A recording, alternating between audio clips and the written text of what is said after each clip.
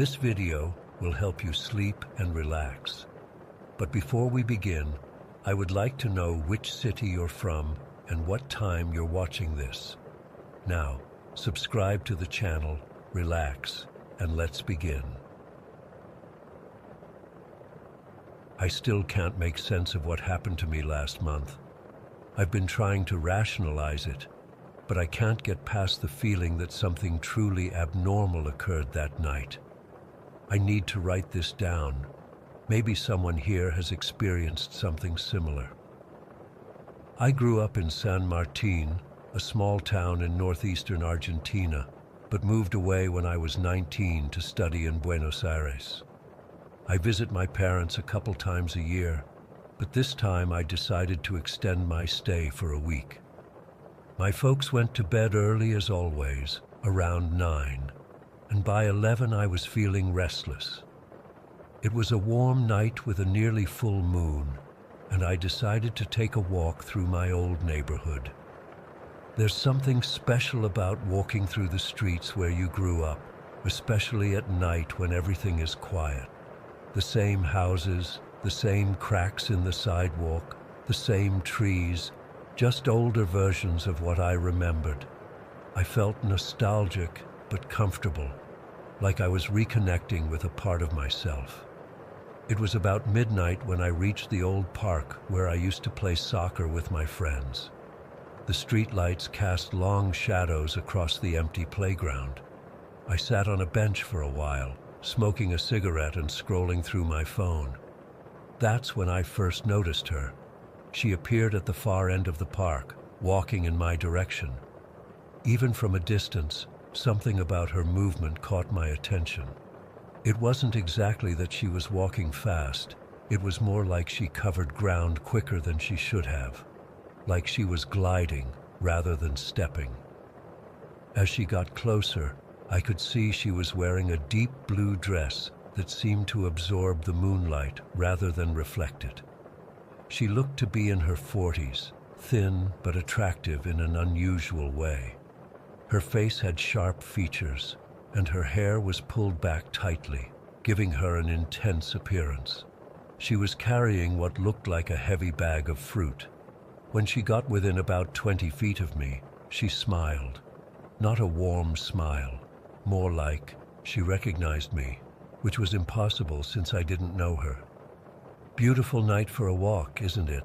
she said, her voice oddly melodic, but with an accent I couldn't place. I nodded and mumbled something agreeable, hoping she would continue past. Instead, she stopped directly in front of me. "Would you mind helping me? This bag is very heavy, and I still have a way to go." Before I could respond, she asked, "Do you believe in respect?" The question caught me off guard. It wasn't phrased like a normal question, more like she was testing me. "Of course," I answered, feeling strangely compelled to please her. "Good, very good. That's important respect," she said, nodding as if confirming something to herself. I should have made an excuse and left right then. But there was something in her eyes. They were dark, almost black, and seemed to hold me in place. So I heard myself offering to help carry her bag. As I took it from her, our fingers brushed, and hers were ice cold despite the warm night. The bag was heavier than it looked, filled with apples and what looked like pomegranates. Some of the fruit didn't look quite right.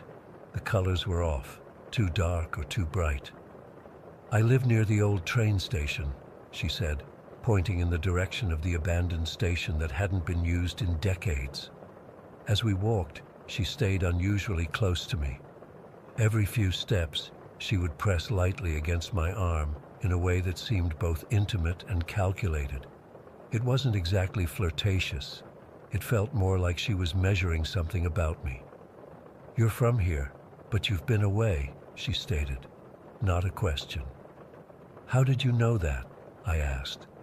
"I know many things about this town and the people who belong to it," she replied with a slight smile. "You've come back to remember, haven't you?" The way she said it made me uncomfortable, like she knew exactly why I had decided to take this midnight walk.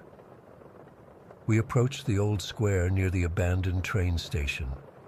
This part of town was largely deserted at night, with most of the surrounding buildings either abandoned or converted into storage facilities. The only light came from a single street lamp with a flickering bulb. "Let's rest for a moment," she said, indicating a bench in the square. As we sat down, I noticed a man approaching from the other side of the square. He was large, broad-shouldered, and was walking with a small child, probably his toddler, who was struggling to keep up. Behind them trotted a massive dog, some kind of shepherd mix with thick fur. The woman beside me stiffened slightly. Her eyes narrowed, focusing on the dog. As they got closer, something strange happened. The dog, which had been trotting obediently beside the man, suddenly stopped. It lifted its nose to the air and began sniffing frantically. Its eyes widened in what looked like confusion or fear. It started making a low whining sound I could hear even from 30 feet away. The man noticed his dog's behavior and looked in our direction, his face showing concern. The woman beside me smiled again, that same strange smile that didn't reach her eyes. When they were about 15 feet away from us, the woman stood up and took a step toward the dog.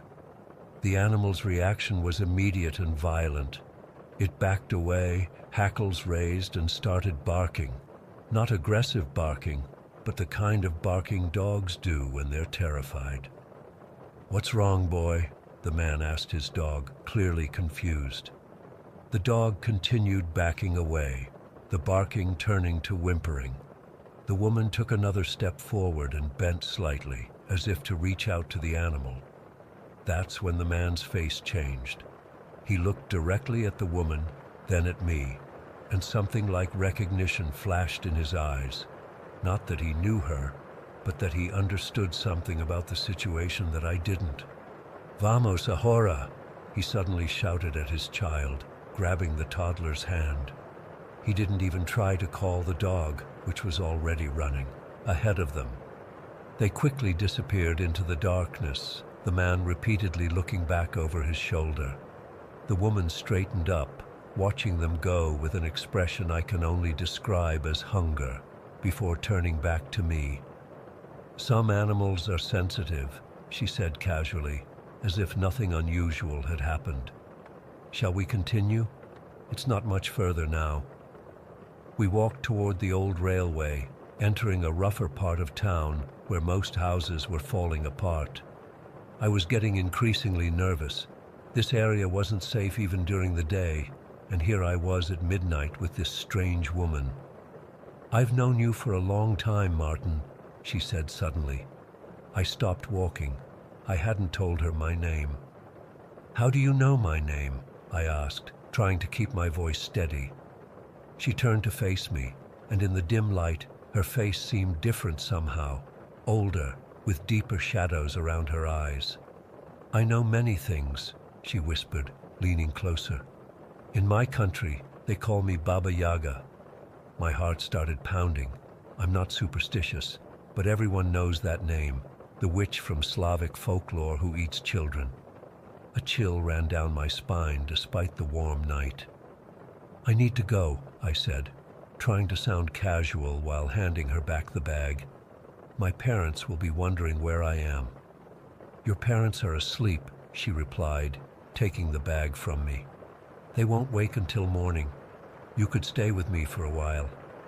The way she said it made my skin crawl. I forced a smile and took a step back. "Another time, perhaps," I said, amazed at how steady my voice sounded. She studied me for a moment, then nodded. "Yes, another time. We will meet again, Martin. I'm certain of it." I don't know what possessed me, but I leaned forward and quickly kissed her cheek goodbye, a common courtesy in Argentina. Her skin was cold and dry, like touching paper. I turned and walked away, forcing myself not to run. After about 50 feet, some instinct made me look back. She was standing exactly where I had left her, completely motionless, still staring at me. Even from that distance, I could see her eyes. They seemed to be glowing slightly in the darkness. Her mouth was curved in a smile that wasn't friendly or warm, but knowing, predatory. That's when it hit me. The feeling that this hadn't been a chance encounter, that she had been watching me, perhaps for years, waiting for me to return to this town, that she had orchestrated our meeting, knowing I would take that walk on that specific night. I turned and walked faster, then broke into a run when I was out of her sight. I didn't stop until I reached my parents' house, where I locked the door behind me and sat in the dark living room until morning. I'm back in Buenos Aires now, but I can't shake the feeling that I narrowly escaped something terrible that night. Sometimes I wake up in the middle of the night, certain that I can hear a light tapping at my window, even though I live on the 5th floor. And yesterday, at the market near my apartment, I could have sworn I saw a woman in a blue dress watching me from across the street. When I looked again, she was gone. I don't know who or what that woman was. I don't know why the dog reacted to her that way, or why that man grabbed his child and ran. All I know is that something was very wrong about her, something that went beyond ordinary human strangeness. And I can't shake the feeling that our story isn't over, that she meant what she said about meeting again.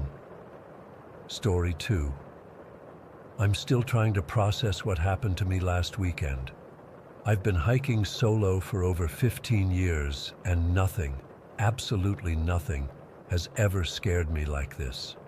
I've encountered bears, gotten lost in snowstorms, and even had a close call with hypothermia once. But this was different. This was my own body turning against me. I'd been planning this trip to Pine Hollow for months.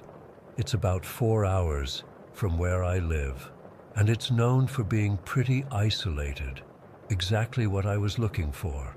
I needed to clear my head after a brutal few months at work and a messy breakup. Nature has always been my reset button. I arrived at the trailhead around noon on Saturday. The weather was perfect, mid-60s, slight breeze, not a cloud in the sky. I'd studied the maps extensively beforehand and planned to hike about 7 miles in to set up camp near this small creek I'd read about online. The hike in was uneventful, just the way I like it. I passed a couple heading back to the trailhead about 2 miles in, but after that, I didn't see another soul. I reached my camping spot around 4 in the afternoon. It was even better than the pictures I'd seen. A small clearing about 30 feet from a crystal-clear creek, surrounded by towering pines. The ground was relatively flat, perfect for pitching my tent, and there was a natural stone formation that would work great as a windbreak for my fire. I felt that familiar sense of peace wash over me as I set up camp. This was exactly what I needed. By 6, I had everything set up perfectly. Tent secure, fire crackling, and my dehydrated camping meal rehydrating in hot water. I sat on a fallen log I'd dragged over to use as a bench and just listened to the sounds around me. The gentle babble of the creek, birds calling to each other, the whisper of wind through the pines. Complete solitude, perfect silence except for nature itself. I ate my dinner slowly, savoring both the food and the scenery as the sun began to set. The light filtering through the trees created these amazing golden patterns on the forest floor. I remember thinking how perfect everything was in that moment. And then something changed. It started so subtly, I almost didn't notice it. A slight tightness in my chest, like when you've been sitting in one position too long. I shifted on my log, rolled my shoulders, and took a deep breath. But the breath didn't feel complete, like I couldn't quite fill my lungs all the way. I didn't think much of it at first.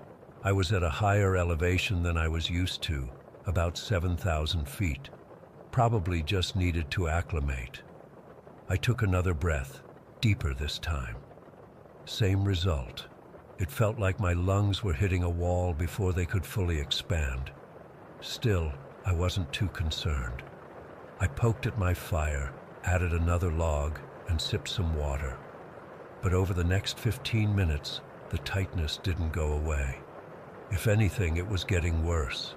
I stood up thinking movement might help. That's when I felt the first real pang of worry. The pressure in my chest intensified when I stood, like something was squeezing my ribcage. I tried to take another deep breath and felt resistance, as if something was physically preventing my lungs from expanding. My heart rate picked up a bit, not from exertion, but from the first hints of anxiety. "Just calm down," I said out loud to myself. "You're fine, probably just altitude." But even as I said it, I knew this wasn't normal altitude adjustment. I'd hiked at 14,000 feet before without feeling anything like this. I reached for my water bottle, thinking maybe I was dehydrated, but my hands were suddenly unsteady. Water splashed over my fingers as I raised the bottle to my lips. I drank deeply, hoping it would help, but the water felt strange going down, like my throat was constricting around it. That's when the first real wave of panic hit me. I was 7 miles from my car, with no cell service, and something was very wrong with my breathing. I tried to analyze my symptoms objectively. No pain in my left arm or jaw, so probably not a heart attack. No wheezing or history of asthma. No allergies I knew of. But the pressure kept building, like someone was gradually tightening a belt around my lungs. The previously peaceful forest suddenly felt threatening. The setting sun cast long shadows that seemed to reach for me. The sounds that had been so soothing before, the rustling leaves, the distant calls of animals, now felt ominous, as if the forest itself was watching me struggle. I decided to get into my tent, thinking maybe I just needed to lie down. I crawled inside and zipped it up, but the enclosed space made everything worse. The pressure in my chest intensified, and now I was genuinely struggling to breathe. Each inhale was shallow and unsatisfying, like trying to breathe through a coffee stirrer. My heart was hammering now, pounding so hard I could feel it in my fingertips. The rational part of my brain was still functioning enough to recognize that panic was making everything worse, but I couldn't control it. My vision started to blur around the edges. My hands and feet began to tingle. I fumbled for my phone even though I knew there was no service, just needing to do something, anything. I unzipped the tent with clumsy fingers and practically fell outside. The cooler air hit my face, but it didn't help. I dropped to my knees in the dirt, my fingers digging into the ground as I tried desperately to pull in a full breath. It felt like my lungs had shrunk to half their normal size. Each attempted breath was a battle, and I was losing. The stars were coming out now, spinning in dizzying circles above me as I gasped. I thought, this is it. This is how I die. Alone in the woods, suffocating from nothing. The terror of that thought was indescribable. Not just fear of dying, but of dying alone, helpless, with no understanding of what was happening to me. Time became meaningless. I don't know if I spent minutes or hours on my knees in the dirt. I remember pressing my forehead against the cool ground, focusing every ounce of my concentration on just breathing, in, out, in, out. Each breath a monumental effort. My body was shaking uncontrollably now, from fear, from oxygen deprivation, I don't know. I could feel my pulse in my temples, my neck, my wrists, everywhere, pounding like a drum.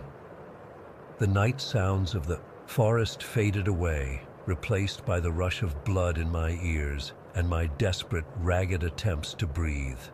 I started to feel detached from myself, like I was floating slightly above my body, watching myself struggle. That scared me more than anything. I knew dissociation was a bad sign. I tried to focus on something, anything concrete. The rough texture of the dirt under my palms, the smell of the pine needles, the dying embers of my fire still glowing red in the darkness. And then, so gradually I almost didn't notice at first, something changed. One breath went a tiny bit deeper than the ones before, then another. The vice around my chest seemed to loosen, just a fraction. I remained completely still, afraid that any movement might trigger the suffocation again. But slowly, incrementally, my breathing began to normalize. Not all at once. It was like a door that had been sealed shut was creaking open a millimeter at a time. After what felt like forever, I was finally able to take a full breath. The relief was so intense I started crying, just silent tears running down my face as I breathed in and out, savoring each full expansion of my lungs. My body was still trembling, but the acute panic was subsiding. I stayed on the ground for a long time, not trusting my legs to support me. The stars had stopped spinning, and I could hear the creak again, its gentle sound a stark contrast to what I'd just experienced. Eventually, I managed to sit up and lean against a tree. I was exhausted, completely drained, like I'd run a marathon. But I was breathing. I didn't sleep that night. I couldn't bring myself to go back in the tent. Instead, I rebuilt my fire and sat beside it until dawn, taking deliberate, deep breaths and jumping at every sound in the forest. As soon as there was enough light to see the trail, I packed up camp with shaking hands. Every few minutes, I'd stop and take a deep breath, just to reassure myself that I could. The hike out was brutal.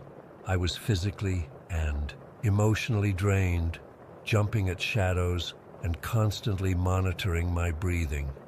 It took me nearly twice as long to hike out as it had to hike in. When I finally reached my car, I sat inside with the doors locked for 20 minutes, just breathing and trying to process what had happened. It's been 5 days now, and I still don't know what caused it. I went to the doctor on Monday, and all my tests came back normal. My lungs are clear, my heart is strong, no signs of any allergic reaction. The doctor suggested it might have been a panic attack, but I've never had anxiety issues before, and it came on so suddenly, with no trigger I can identify. I can't stop thinking about those hours when I couldn't breathe, when I was completely helpless, miles from any help. I've always found comfort in solitude, in being alone in nature. Now the thought of being alone in the wilderness fills me with dread. What if it happens again? What if next time my breathing doesn't return to normal? The most terrifying part is that I don't know if this thing, whatever it was, is gone for good, or if it's still inside me, waiting to strike again when I least expect it. Every time my chest feels even slightly tight now, every time I yawn or can't quite get a satisfying breath, the fear comes rushing back. I've spent years seeking out isolation, and now I'm afraid to be alone. I've never felt so betrayed by my own body, so utterly vulnerable. The memory of those hours, fighting for each breath, certain I was dying, haunts me. For the first time in my life, I understand what true helplessness feels like. Story 3. I've been debating whether to share this for weeks now. Part of me feels like writing it all down might help me process what happened, but another part worries that putting it into words makes it more real somehow. I guess I need to tell someone who might understand, because my friends think I'm being dramatic, and the cops aren't telling me everything. This happened about 2 months ago. I live in Oak Ridge, a typical suburban town that sits right up against Blackwood Forest. It's one of those places where people move for the best of both worlds. Cookie-cutter neighborhoods with decent schools, but also quick access to hiking trails and nature. I've been here for about 3 years since I got my job at the tech firm in the next town over. I've always been a night walker. Something about the quiet and solitude helps clear my head, especially after staring at code all day. There's a trail system that starts basically in my backyard. Just hop the fence, walk about 50 yards through a field, and you hit the main path. I've walked these trails hundreds of times, in all seasons. I know every bend, every fallen log, every fork in the path. Or at least I thought I did. That night started like any other. It was a Thursday in October, crisp, but not cold yet. I finished dinner around 8 and decided to take my usual loop, about 3 miles total. I grabbed my coat, strapped on my headlamp, nothing fancy, just a basic REI one, and headed out. The moon was nearly full, so there was decent ambient light even without my lamp. Perfect conditions. The first mile was completely normal. I passed the old oak with the weird knot that looks like a face, crossed the small wooden bridge over the creek, and was heading into what locals call the deep stretch, a part where the trees get denser and the trail narrows a bit. I remember checking my watch, 8:37. That's when I heard it. Not a scream or anything dramatic like that, just a soft sound like someone stepping on leaves, but with a rhythm that didn't match any animal I know. It came from off-trail, maybe 30 yards to my right, in an area where there shouldn't be any side paths. I stopped and turned my headlamp in that direction, and that's when I saw him, her. It was a small figure, definitely a child, standing, completely still between 2 pine trees.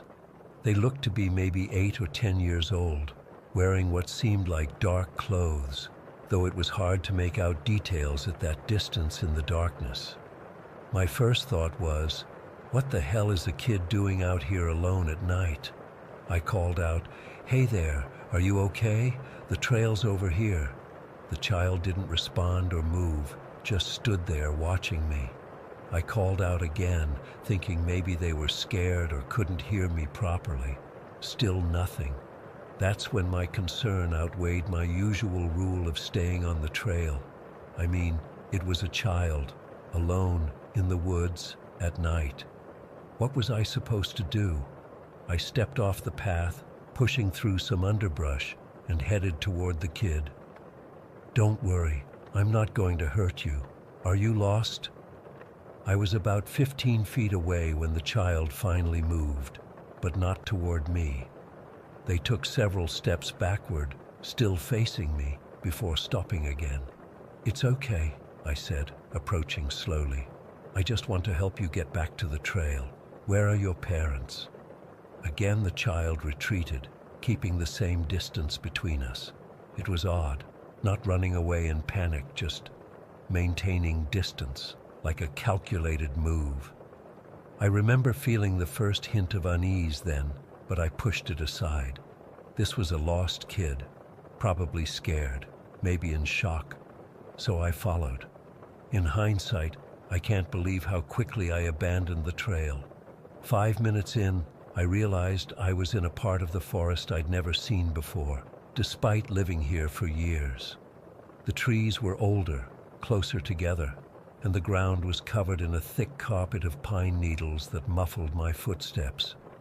The child stayed just visible enough, always at the edge of where my headlamp could reach. Every time I'd speed up, they'd move faster too. Every time I slowed down, they'd slow down just enough to stay in sight. I started calling out less frequently, focusing more on not losing them in the increasingly dense forest. I'm not sure how long we went on like this, 15 minutes, 20. Time gets weird when you're focused on something like that. But eventually, we reached a small clearing, and that's when I saw it. A shed or cabin or whatever you want to call it. Just a small wooden structure, maybe 10 by 12 feet, with a slanted roof and a single door. It looked ancient and like it was barely standing. The wood was rotting in places, and there was no sign of recent use or habitation. The child moved toward it, circling to the back of the structure, and for the first time, I completely lost sight of them. "Hello," I called out, approaching the shed cautiously. "Are you in there? Let me help you." That's when I heard it. Footsteps. Not the light ones of a child, but heavy, deliberate steps of an adult.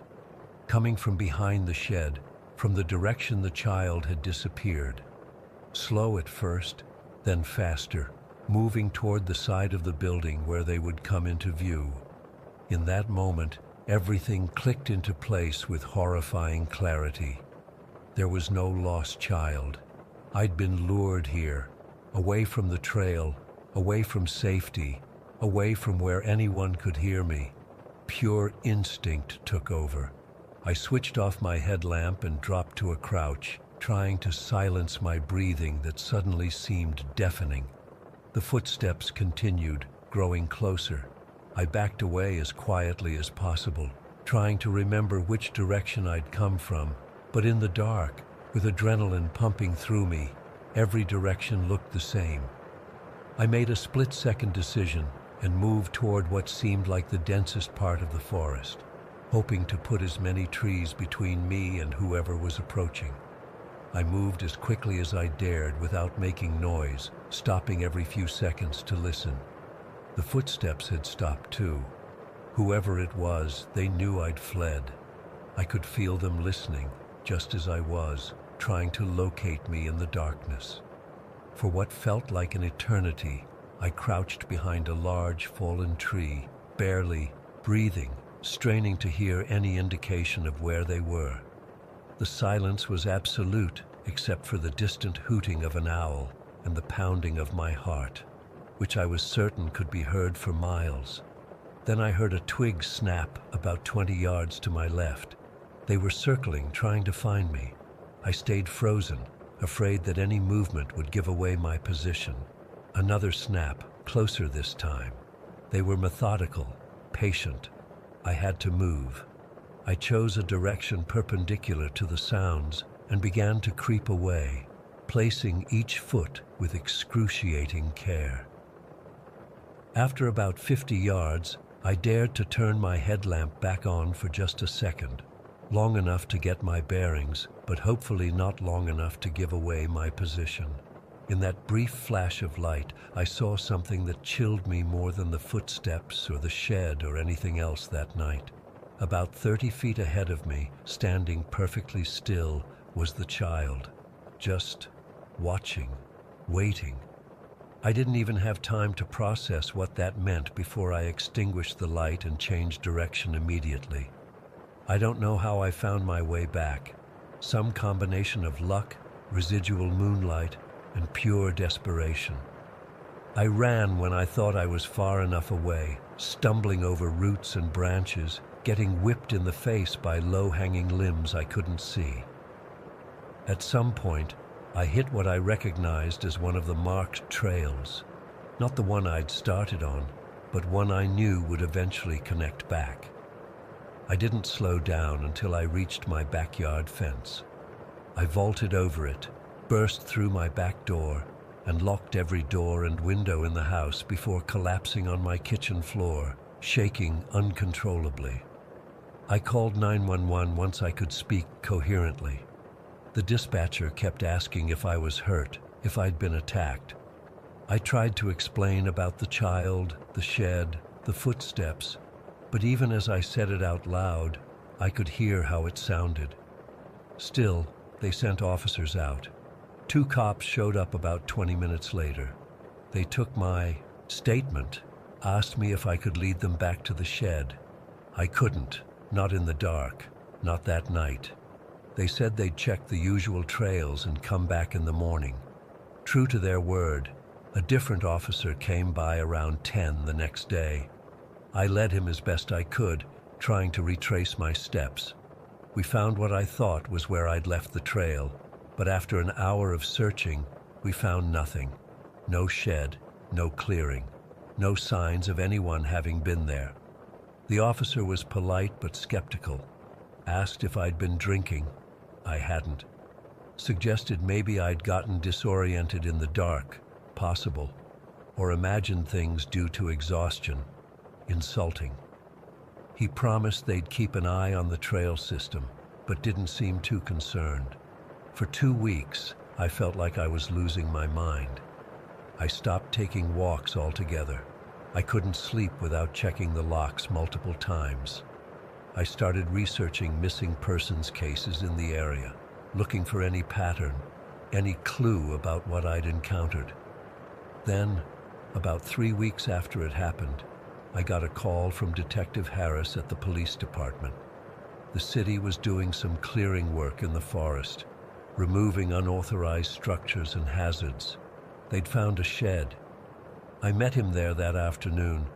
It was the same one, I'm certain of it, though approaching it in daylight with a police escort felt surreal. He wouldn't let me get too close because they were processing it as a potential crime scene, but what he did tell me made my blood run cold. They'd found items inside that matched evidence from a kidnapping case from 2 years ago. A 7-year-old girl who disappeared from a playground about 15 miles from here. They never found her. Detective Harris wouldn't tell me everything they discovered inside.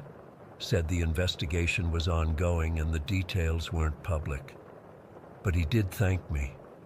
Said if I hadn't reported what happened, they might never have found this place. I asked about the child I saw. Was it possible it was the missing girl? A different victim? He just shook his head. Said there was no evidence anyone had been living in or near the shed recently. That was 6 weeks ago. The police have been back to my house twice for follow-up questions. I've read about the demolition of the shed in our local paper, though the article was vague about what they found. There have been unmarked police cars parked on my street more than once. I still don't go into the forest at night. I'm not sure I ever will again. But sometimes, when I look out my back window after dark, I think I can see a small figure standing at the edge of the trees, just visible in the distance, not moving, just watching, waiting.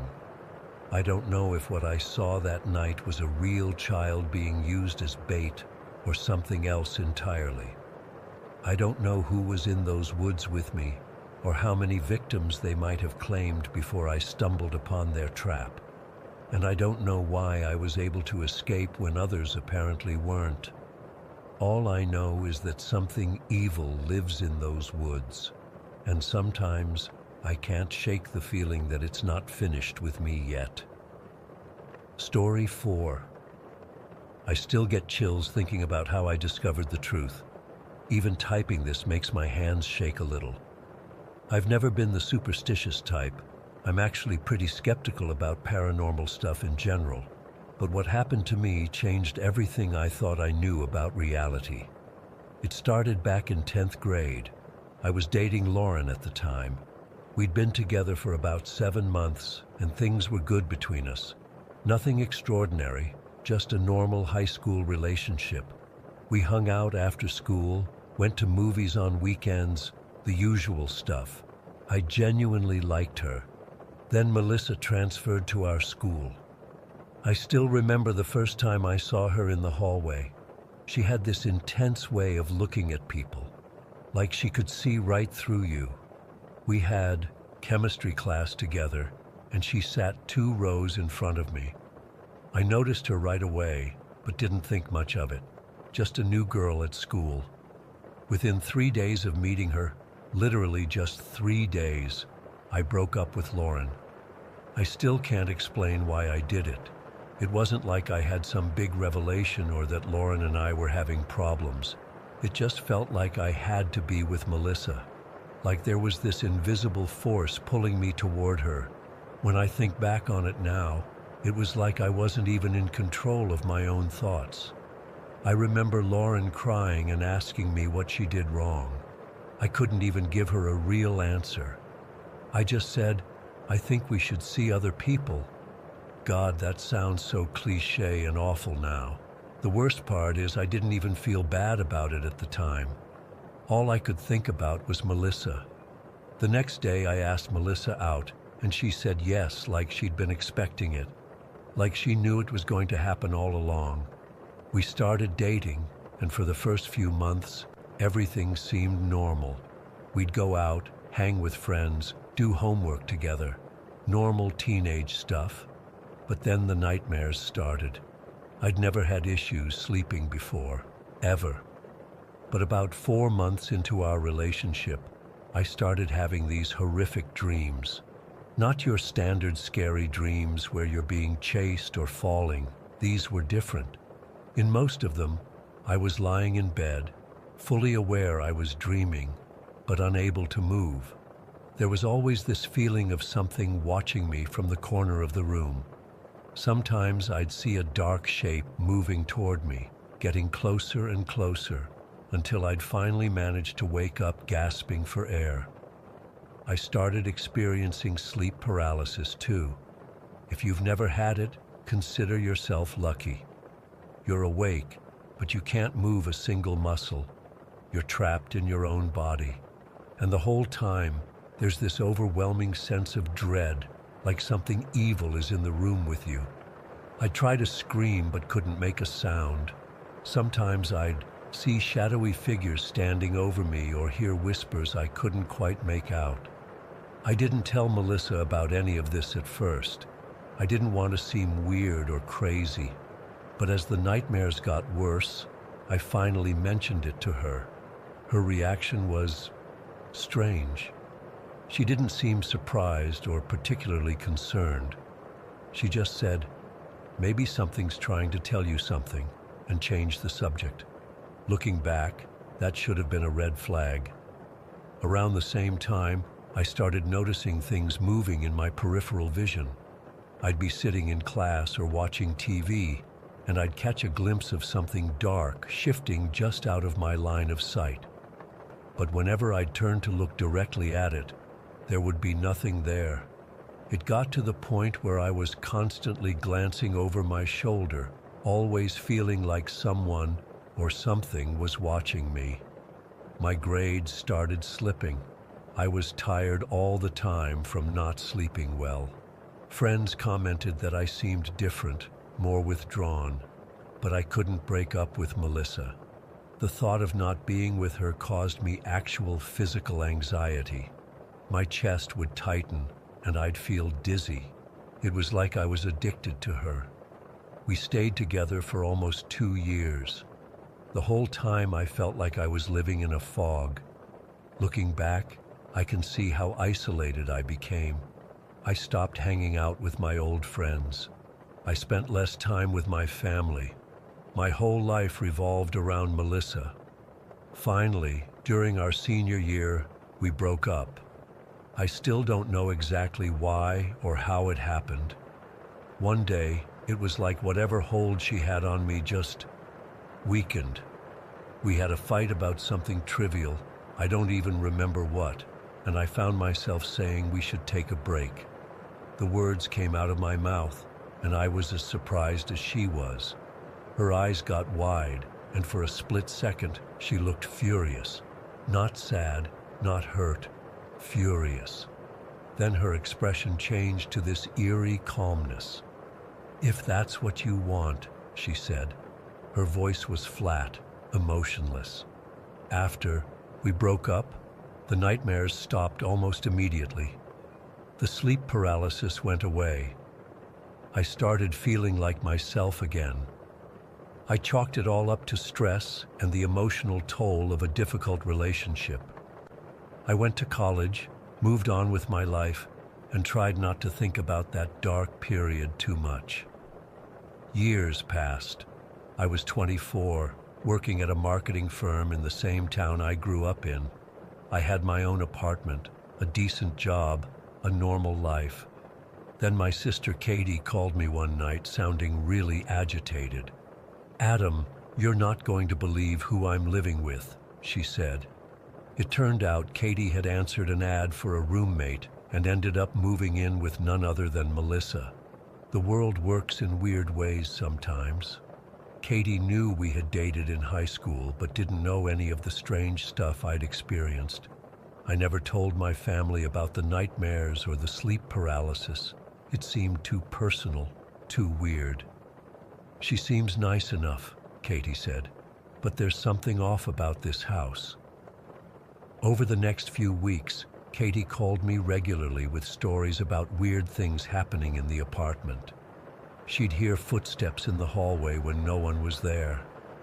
Sometimes she'd wake up in the middle of the night feeling like someone was standing at the foot of her bed. Once, she was alone in the kitchen when all the cabinet doors flew open at once.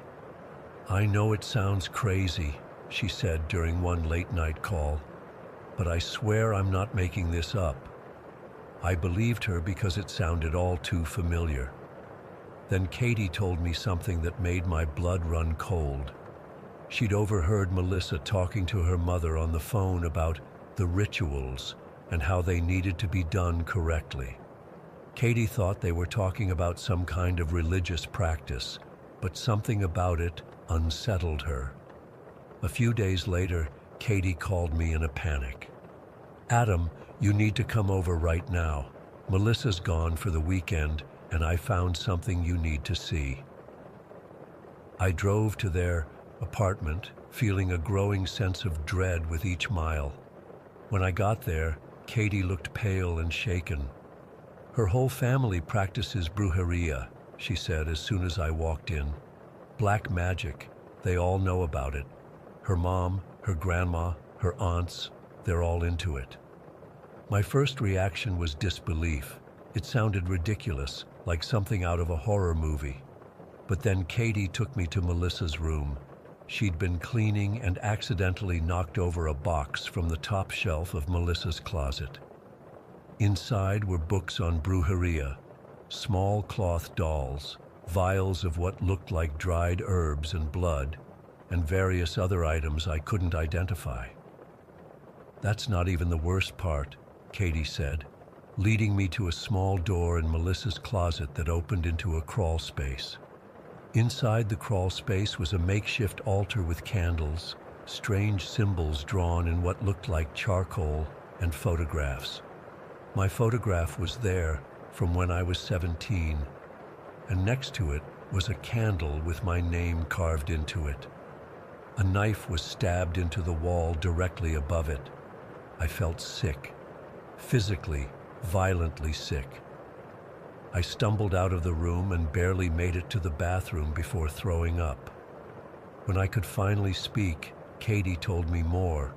She'd confronted Melissa's cousin about it, and the cousin had confirmed everything. Melissa had cast a love spell on me back in high school. She'd wanted me, decided I was going to be hers, and used brujeria to make it happen. The cousin said Melissa had bragged about how quickly it had worked, how I'd broken up with Lauren almost immediately. She said Melissa was always good at it, Katie told me, her voice shaking, that their grandmother had taught her since she was little. It was like someone had turned a key in my mind, and suddenly everything made sense. The inexplicable attraction I'd felt toward her, the nightmares, the sleep paralysis, the shadows in my peripheral vision. It hadn't been stress or coincidence or my imagination. It had been her influence, her magic, whatever you want to call it, working on me. That night, after leaving Katie's, I had the worst nightmare yet. I woke up around 3 a.m. with that familiar feeling of being watched. I couldn't move, classic sleep paralysis. But this time, when I managed to turn my head toward my living room, I saw it, a massive black mass sitting on my couch. It wasn't human-shaped, more like a dense shadow that absorbed all the light around it. And it was watching me. I could feel its attention like a physical weight. I tried to scream but couldn't. I tried to move but was frozen. All I could do was lie there, staring at this thing, feeling its hatred and anger directed at me. When I finally broke free of the paralysis, the mass was gone, but the feeling of dread remained. The next day, I told Katie she needed to move out immediately. She was already packing when I called. She stayed with me for a few weeks until she found a new place. During that time, we both experienced strange phenomena in my apartment. Knocking sounds from inside the walls, the feeling of something brushing against our legs in the dark. Objects would disappear and reappear in different places. One night, a glass flew off my kitchen counter and shattered against the wall. No one was near it. It's been 2 years since then. The nightmares have mostly stopped, though I still have them occasionally. The sense of being watched has faded, but I'm left with this knowledge that there are things in this world that most people don't acknowledge or understand. I later found out from mutual friends that Melissa had tried the same thing with other guys after me. Some were affected, some weren't. I don't know why it worked so strongly on me. Maybe I was just more susceptible somehow. What scares me most isn't what happened. It's the idea that I had no control. For almost 2 years of my life, my thoughts and feelings weren't entirely my own. I made decisions that weren't really mine to make. And I never would have known if my sister hadn't accidentally discovered the truth. I still live in the same town. Sometimes I see Melissa around. She works at a local store now. She always smiles when she sees me, like we share some private joke. I avoid her as much as possible. I don't expect everyone to believe my story. Before it happened to me, I wouldn't have believed it either. But I know what I experienced. I know what was done to me. And I know now that there are dark things in this world that most of us never see until they decide to show themselves.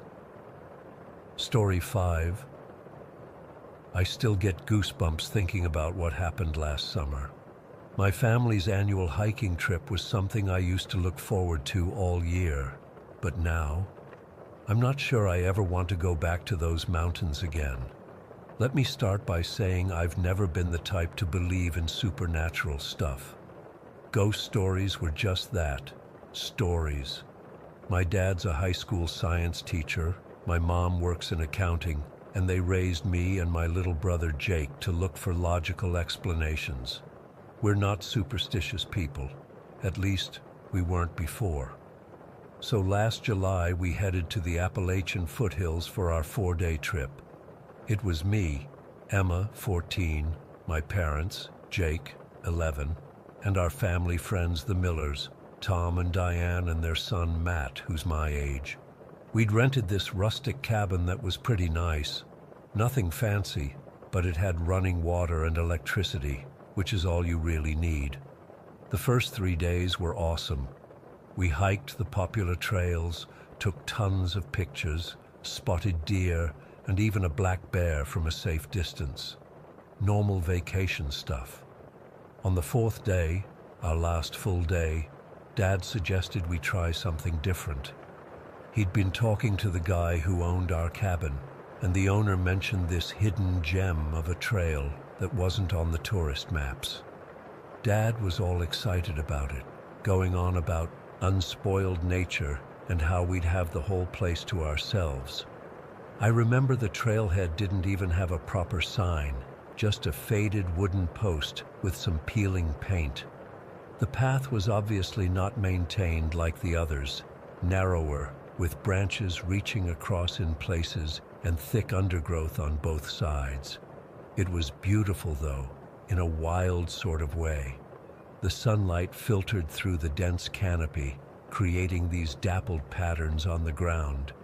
Jake was running ahead, trying to catch butterflies, while the adults were chatting and pointing out interesting plants. About 30 minutes in, everything changed for me. It started with this feeling in my chest, like someone was slowly tightening a belt around my ribs. At first, I thought maybe I was getting tired or having some kind of asthma attack, which was weird because I don't have asthma. But this wasn't physical. It was more like Dread. Pure, unexplainable dread washing over me. Then I heard it.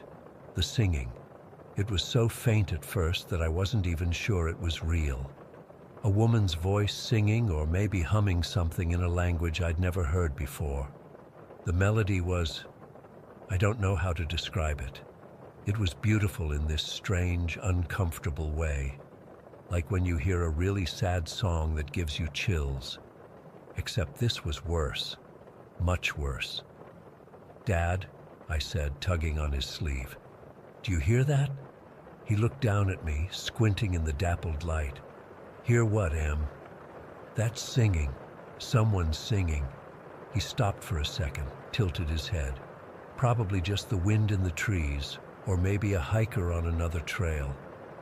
But it wasn't the wind, and it wasn't coming from another trail. It was all around us, like it was seeping from the ground and the trees themselves. I looked at the others. No one seemed bothered. Matt was showing Jake something on his phone. Mom and Diane were picking some kind of berries to identify later. Tom was checking the trail map. Normal stuff. But the singing was getting louder in my ears, and that feeling of dread was getting worse. I tried to ignore it, told myself I was being stupid. Maybe I'd read too many creepy stories online or something. But with every step deeper into the woods, the voice grew clearer, the melody more complex, more beautiful, more terrifying. About an hour into the hike, Dad called for a water break. We found a small clearing with some fallen logs to sit on. I couldn't drink. My throat felt too tight. The singing was so loud now I couldn't understand how nobody else heard it. And then, everything went silent. Not just the singing, everything. The birds stopped chirping, the insects stopped buzzing. The breeze that had been rustling the leaves all day just died. It was like someone had hit a mute button on the entire forest. I noticed everyone had stopped moving. Dad was mid-sip with his water bottle, frozen with it against his lips. Mom's hand was suspended in the air, reaching for something in her backpack. They weren't looking at each other or at me. They were all staring in the same direction, into the woods to our left. I turned to look too, not wanting to, but unable to stop myself. There she was, standing just beyond the tree line, about 30 feet away. An old woman, so old she barely looked human anymore. Her robe, I guess that's what you'd call it, might have been white once, but now it was this yellowish-gray color, torn in places and caked with what looked like mud, or maybe blood in others. Her hair was a mess of tangled white strands with leaves and twigs stuck in it, hanging down past her waist. But her face, God, her face. Her skin hung from her bones like it was too big for her, sagging around her jaw and neck. Her eyes were what got to me, though. They were wide open, unblinking, and so dark they looked like empty holes, and they weren't focused on us exactly. It was like she was looking through us, at something behind or beyond us. I couldn't move, couldn't speak, couldn't even breathe. None of us could. We just stood there, locked in place, staring at her as she stared through us. Then, without any warning, she was gone. Not like she walked away or turned around. She was just there 1 second and not there the next, like someone had erased her from existence. The instant she vanished, sound rushed back into the world. Birds, insects, wind, all at once. The pressure lifted from my chest so suddenly I almost fell over. I gasped for air, realizing I'd been holding my breath. Dad lowered his water bottle. Mom's hand completed its movement to her backpack, but nobody said anything about what we'd just seen. Not one word. Then Dad cleared his throat and said, "I think we should head back." Nobody argued. We packed up our stuff in record time and started walking, fast, back the way we'd come. With each step, We seemed to walk a little faster until we were practically jogging. Jake was crying, though he wouldn't say why. Matt looked pale and kept looking over his shoulder. The adults were tight-lipped, their eyes darting around nervously. I kept waiting for the singing to start again, but it didn't. The forest was normal now, too normal, like it was trying too hard to convince us nothing had happened. When we got back to the cabin, everyone immediately started packing, even though we weren't supposed to leave until the next morning. Dad made some excuse about beating the traffic, and within an hour, we were in our cars heading home. In the car, I finally worked up the courage to ask, "Dad, that woman in the woods, who was she?" He gripped the steering wheel tighter, knuckles turning white. "What woman, Emma? There wasn't any woman." Mom turned around from the front seat, her face serious. "Let's not talk about the hike anymore, okay? It wasn't a good trail. We won't go back there." But I saw her face when she said it. The fear in her eyes. She saw what I saw. They all did. It's been almost a year now, and we've never spoken about it again. The Millers came over for dinner a few times, but nobody ever brings up the trip. It's like we all made this silent agreement to pretend it never happened. I've tried researching local legends about the area. There are stories about witches in the Appalachian Mountains, old folk tales from settlers, and even older ones from indigenous tribes. Some talk about an ancient woman who lures people off trails, or a spirit that appears to hikers who stray from the path. But nothing exactly matches what we saw. Sometimes I still hear that melody in my dreams. I wake up covered in sweat, the echo of that inhuman voice fading as I open my eyes. I've started sleeping with music playing to keep the silence away. I don't know what we encountered that day. A ghost, a witch, some kind of hallucination caused by something in the air or water. But I know what I saw, what we all saw. And I know the terror I felt was real. The worst part is not knowing why she appeared to us. Was she warning us? Threatening us? Was she trying to tell us something? Or were we just in the wrong place at the wrong time, accidentally crossing paths with something not meant for human eyes? I used to think the world made sense, that everything had a logical explanation. Now I'm not so sure. There are places in those mountains where reality seems thinner somehow, where things can slip through from somewhere else. And I think we stumbled into one of those places. We're going on vacation to the beach this summer. Dad says we need a change of scenery. Nobody has suggested hiking. I don't think we ever will again. Sometimes when I'm alone in the woods behind our house, I catch myself listening for that singing. Part of me is terrified I'll hear it again. But another part, a part I don't like to acknowledge, is almost hoping I will. Because then at least I'd know it was real, that I'm not crazy, that we all experience the same impossible thing. But the forest stays silent. And I'm left wondering if that's better or worse. Story 6. I still can't sleep with my balcony door unlocked. It's been 8 months since that night, but every creak I hear in my apartment sends my heart racing. I've tried talking to friends about it, but they don't get how something like this changes you, how it makes you question everything about your sense of safety. I've lived in this old apartment building in São Paulo for about 3 years now. It's nothing special, just a second-floor unit in a building that's seen better days. The paint peels in the hallways, the elevator works maybe half the time, and the pipes make this horrible clanging noise every morning around 5. But the rent was cheap, and that's all that mattered to me back then. That Wednesday started like any other day. I remember it was particularly hot, and the air conditioning at the office was broken. My boss let everyone go home early, around 6 instead of our usual 8. I was actually happy about it for once. I stopped at the corner store, grabbed a microwave meal, lasagna, the cheap kind with barely any cheese, and headed back to my place. I got home around 6:30, heated up my sad dinner, and flipped on the TV to watch whatever soccer match was on. I wasn't really paying attention. I was exhausted from a project I'd been working on all week, and the heat had drained whatever energy I had left.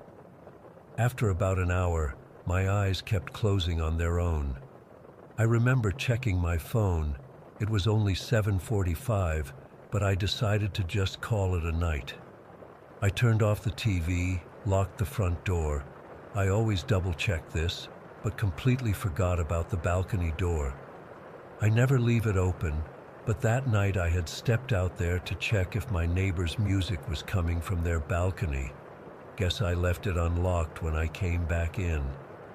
I fell asleep almost instantly. I don't remember dreaming, just darkness, until something woke me up. At first I thought it was just the building settling. This place makes noises all the time. The walls creak when it's windy, the pipes knock, the floorboards groan. You get used to it. But this was different. This was rhythmic, deliberate, like footsteps, but trying not to sound like footsteps. Creak, pause, creak, pause. I checked my phone. 2:27 in the morning. Way too late for maintenance or neighbors to be making that kind of noise. I sat up in bed, trying to figure out where it was coming from. Inside my apartment, not above or below. Inside. My mouth went dry. My heart started hammering so hard I could feel it in my throat. I live alone. There shouldn't be any sounds like that inside my apartment. The creaking stopped for maybe 30 seconds. Then it started again, but closer now, coming from my living room toward the hallway that leads to my bedroom. I slid out of bed as quietly as I could. My bedroom door was halfway open. I always sleep with it like that because the air circulation is terrible otherwise. I crept toward it, trying to control my breathing, which felt impossible because my chest was so tight I could barely get any air. I reached the door and peered through the gap into the dark hallway. My apartment isn't big, just a bedroom, bathroom, small kitchen, and living room.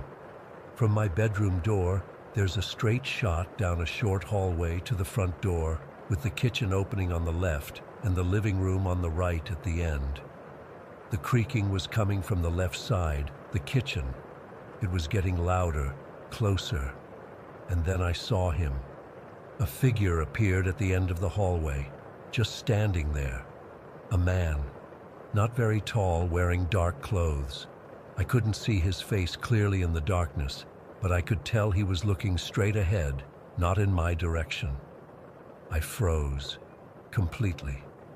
I don't think I was even breathing. My brain was screaming at me to move, to slam the door, to call for help, but my body wouldn't respond. I just stood there, watching this stranger in my home. He started moving again, slowly, deliberately, still not looking my way. The floor creaked under his weight as he moved into the kitchen. I heard the soft sound of cabinet doors opening and closing. The refrigerator door made that sucking noise it always makes when it opens. He was looking for something, or pretending to look for something. I finally managed to move. I backed away from the door, terrified that if I tried to close it, the noise would alert him. I moved to the corner of my room furthest from the door, my back against the wall. I could still hear him moving around my kitchen. Then the creaking moved again. He was coming toward the hallway. I held my breath. His shadow passed by my door but didn't stop. He didn't look in. He just continued into the living room. Then I heard the unmistakable sound of someone sitting down in my chair. My chair. the fake leather one that makes that specific sound when weight settles into it. He was sitting in my living room like he belonged there. I was shaking so badly I could barely hold my phone when I finally remembered I had it. I couldn't call.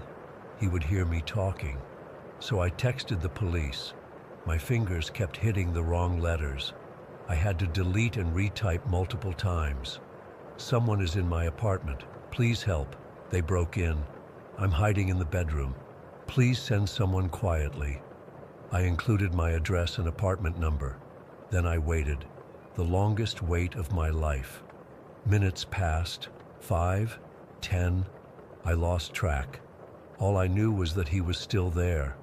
Occasionally I'd hear movement, the sound of him getting up, walking a few steps, sitting back down. Once I heard what sounded like pages turning. Was he reading something? One of my magazines? My phone vibrated. The police. Officers at your building entrance. Need access. Can you come to door? I nearly threw up. They wanted me to go to the door, past him? But what choice did I have? They couldn't get in otherwise. The building's front entrance was locked at night.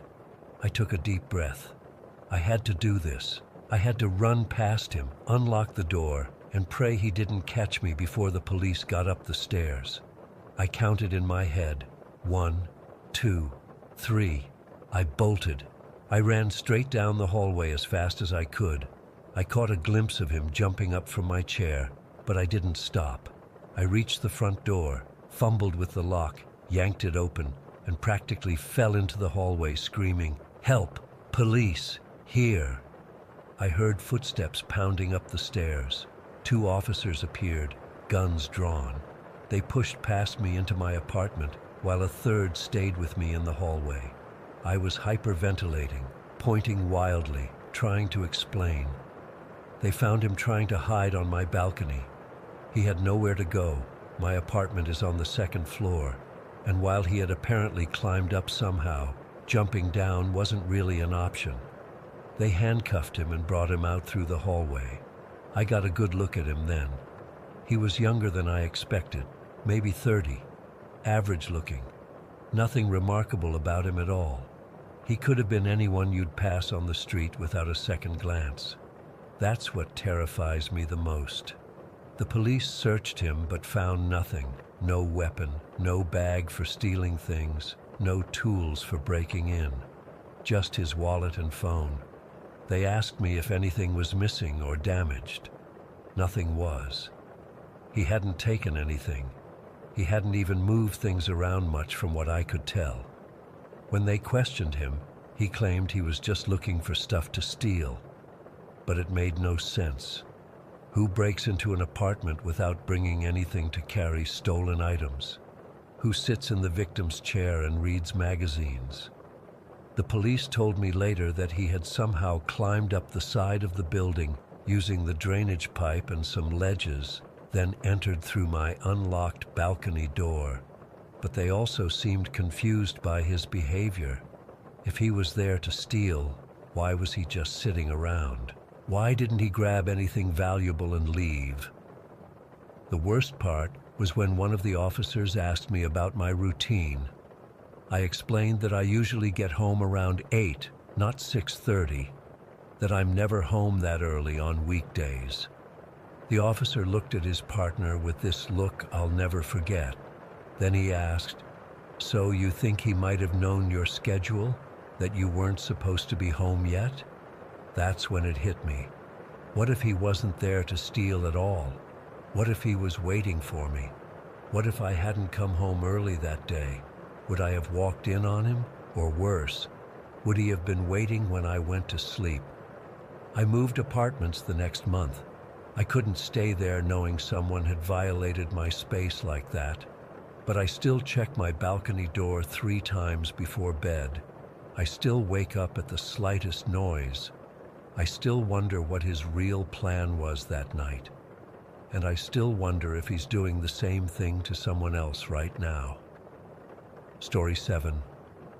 I've been wanting to share this story for a long time, but every time I sit down to type it out, my hands start shaking. It's been 3 years since it happened, and I still wake up in the middle of the night sometimes, heart racing, convinced I can hear that damn drumming again. Let me start by saying I'm not some amateur outdoorsman. I've been hiking the Blue Ridge Mountains since I was 12 years old. I know what bears sound like at night. I can identify most bird calls, animal tracks, and I've encountered my fair share of unexpected situations in the backcountry. Nothing, and I mean absolutely nothing, prepared me for what happened that night in October of 2020. My buddy Derek and I had planned this trip for months. We both work high-stress tech jobs, so the idea was to completely disconnect. No phones, no watches, no tech whatsoever, for a full week. Just us, our gear, and the mountains. Derek's always been the more cautious one, meticulously planning our routes and checking weather patterns. I'm more of a let's see where the trail takes us kind of guy. I guess that's why we balance each other out so well on these trips. We'd been hiking for 3 days, following a remote trail that branched off the main system.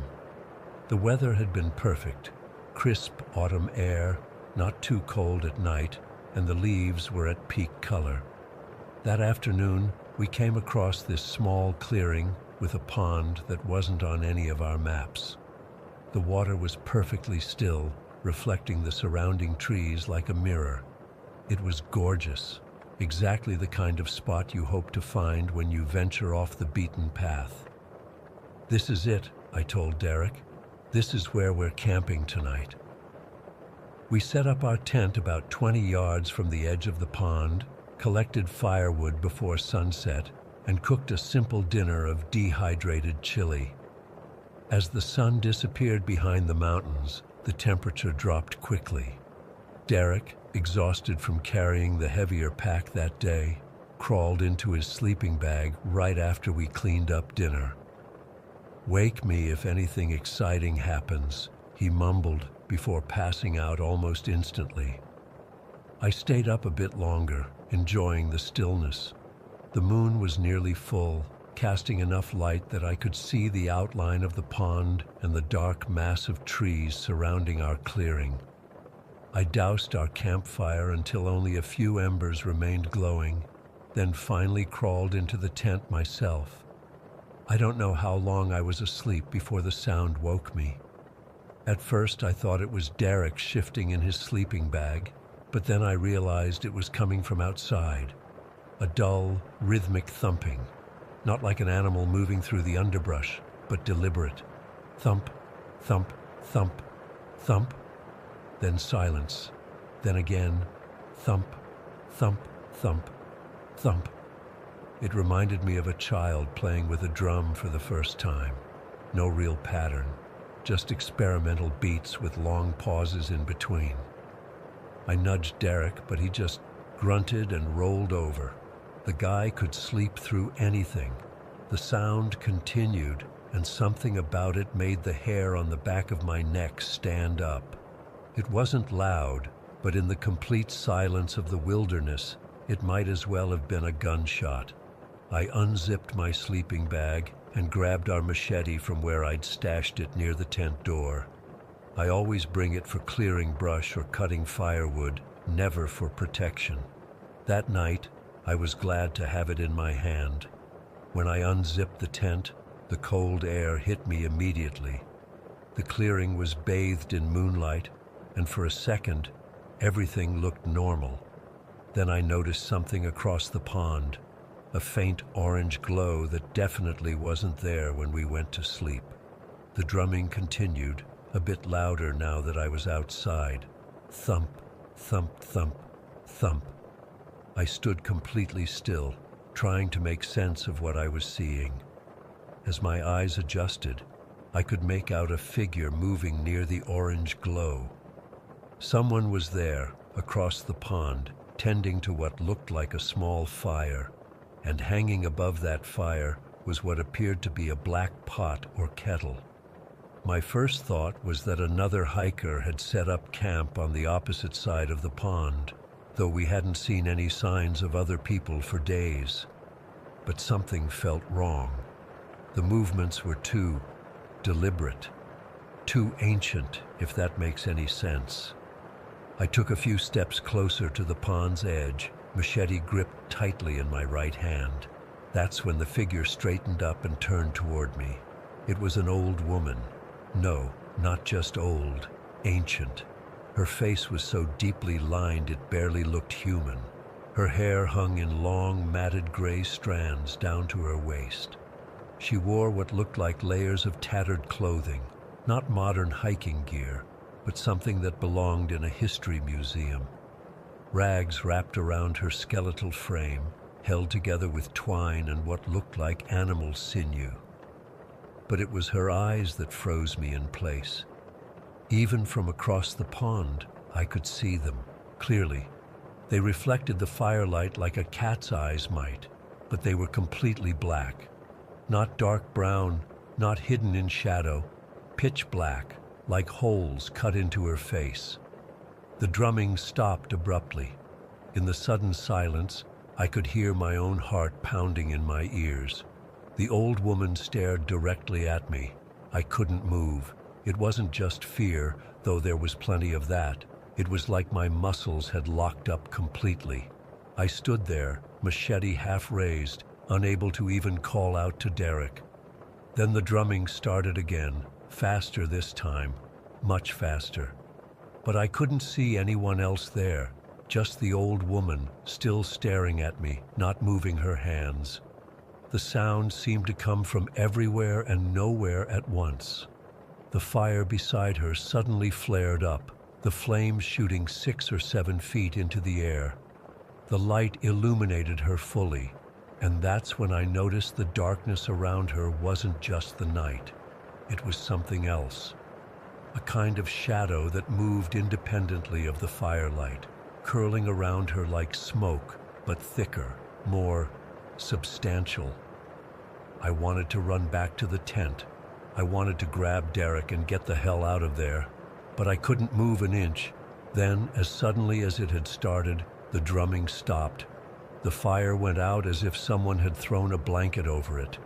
1 second the old woman was there, staring at me with those terrible black eyes, and the next, nothing. Complete darkness on the other side of the pond. No fire, no kettle, no woman. Nothing but the dark outline of trees against the night sky. Whatever force had been holding me in place released its grip, and I nearly collapsed. My legs were shaking so badly I could barely walk back to our campsite. I built our fire back up as big as I dared, using almost all our remaining firewood. There was no way in hell I was going back to sleep. I sat there, machete across my lap, staring at the spot across the pond where I'd seen her. The rest of the night was completely silent. No owls, no rustling leaves, no small animals moving through the underbrush. Just absolute stillness until the first gray light of dawn began to appear. When Derek finally woke up, I was still sitting by the fire, wide awake and probably looking like I'd seen a ghost, which honestly might have been preferable to whatever I'd actually witnessed. "Dude, you look like shit," were his first words to me. "Did you sleep at all?" I tried to explain what had happened, but the words sounded insane even to my own ears. Derek listened, concern growing on his face. Not because he believed me, I could tell, but because he was worried about my mental state. "Look, maybe we should head back today," he suggested carefully. "We've been pushing pretty hard, and sometimes the isolation can mess with your head." I didn't argue. We packed up in record time, not even bothering with breakfast beyond a couple of energy bars. As we were breaking down the tent, I kept looking across the pond. In daylight, there was no sign anyone had been there. No fire pit, no footprints, nothing. We hiked for almost 10 hours straight that day, barely speaking. Derek clearly thought I was having some kind of stress-induced hallucination, and I was starting to wonder if he was right. But every time I closed my eyes, I could see those black, endless eyes staring back at me. We reached our car by late afternoon and drove straight to the nearest town, a small place called Raven's Gap. There was only one hotel, a family-run place that had seen better days, and a bar attached to it that served food. After showering and changing, we headed down to get something to eat. The bar was mostly empty, just a couple of locals nursing beers at the counter. The bartender, an older guy with a gray beard and calloused hands, took our food order and poured us each a beer. "You boys been hiking?" he asked, noticing our still damp hair and the exhaustion that must have been written all over our faces. Derek nodded. 3 days out, 1 day, back in a hurry, he said, giving me a sideways glance. I don't know what made me do it.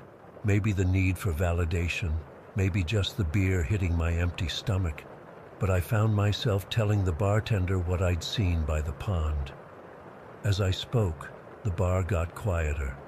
The few locals who had been chatting among themselves fell silent, listening to my story. When I finished, the bartender was staring at me with an expression I couldn't quite read. He exchanged glances with one of the older men at the bar, who nodded slightly. "That pond," the bartender said finally. "Was it shaped kind of like a crescent moon? Trees growing right up to the edge except for that clearing?" My stomach dropped. "Yeah, exactly like that." The old man at the bar turned on his stool to face us. "You boys camped on which ground?" he said, his voice matter of fact. "That's Eliza Coffin's territory. Has been for 200 years, give or take." Derek laughed nervously. "Come on, man." But the old man wasn't smiling. "Folks around here don't go near that pond, not for any reason. Those who do don't always come back. The ones that do..." He looked at me appraisingly. "Well, they usually see something they wish they hadn't." "You're lucky," the bartender added, pushing our beers closer to us. "Most hikers who camp there, if they see her, they don't make it out. Something about you staying awake all night might have saved both your lives." Derek was shaking his head, clearly thinking these locals were having fun at our expense. But I knew better. I'd seen those eyes, felt that unnatural stillness in the air. "The drumming," I said quietly. "What's that about?" The old man and the bartender exchanged another look. "That's how she calls her friends," the bartender said carefully. "The drumming isn't her. It's whatever comes before she appears." We didn't stay at the bar much longer after that.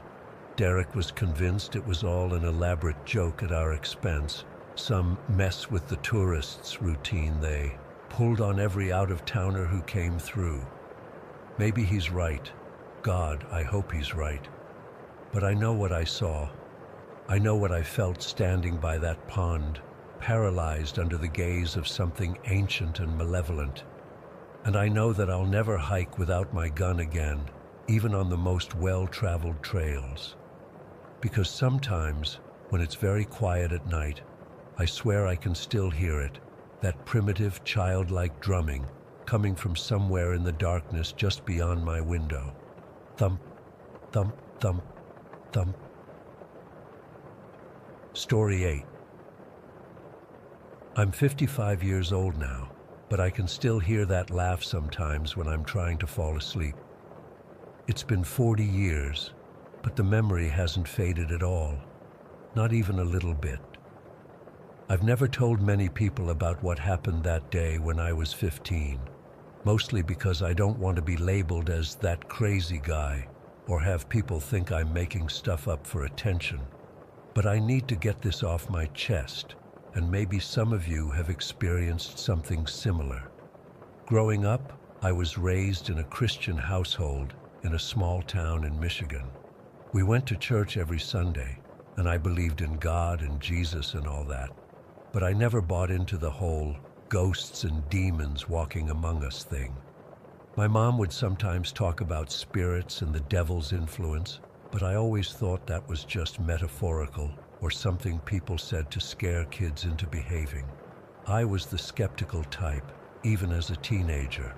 I needed proof before I believed in anything supernatural. Our house was a pretty standard two-story from the 1960s with a finished basement. Nothing fancy or old or creepy about it. Just a normal suburban home on a quiet street with neighbors we'd known for years.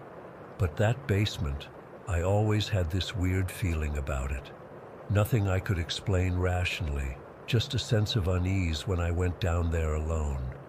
I'd always hurry to get whatever I needed and come back up as quickly as possible. My bedroom was on the first floor, right above the furnace room, with a heating vent in the floor that connected to the basement. It was a Saturday in October, and my parents had gone to some fundraiser at church. My older brother was at a friend's house, so I had the place to myself for the afternoon.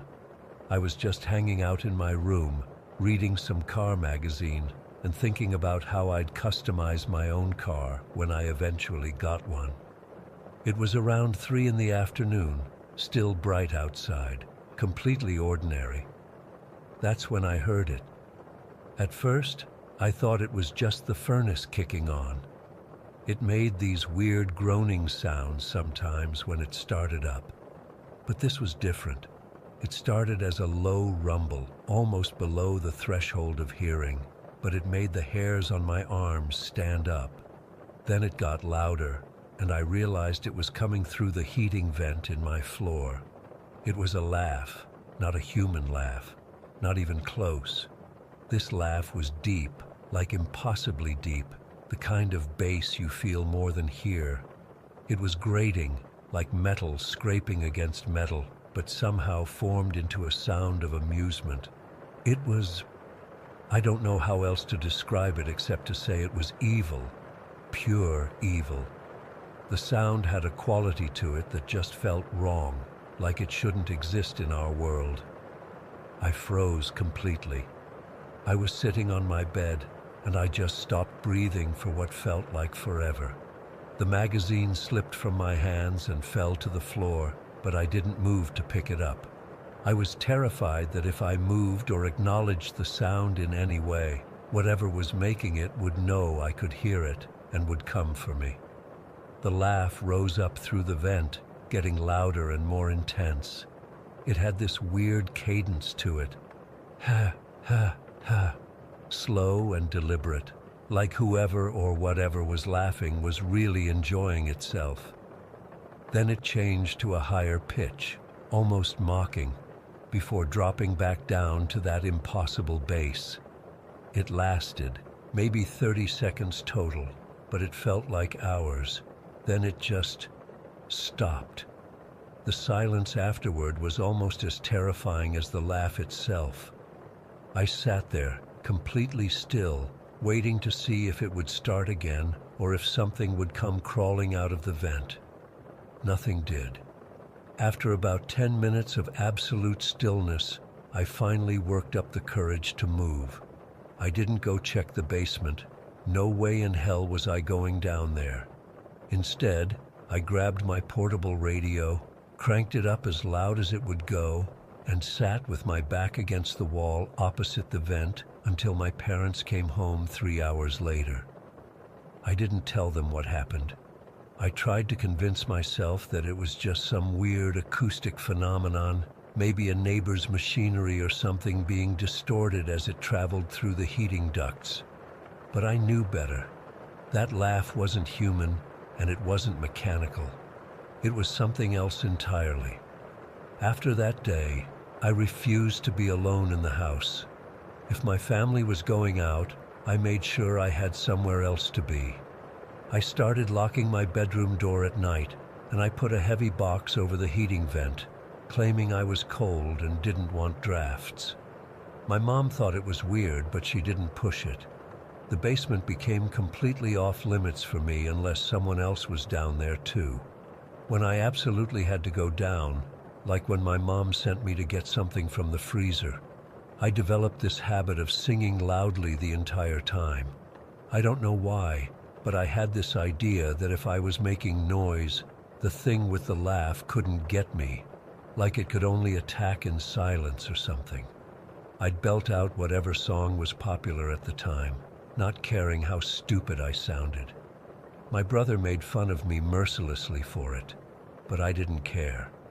Being embarrassed was better than being terrified. For months afterward, I had trouble sleeping. I'd lie awake listening for that laugh, jumping at every creak and groan the house made. I started sleeping with a baseball bat beside my bed. I'm not sure what good I thought it would do against whatever had made that sound, but it made me feel a little safer. The worst part was that I couldn't explain it.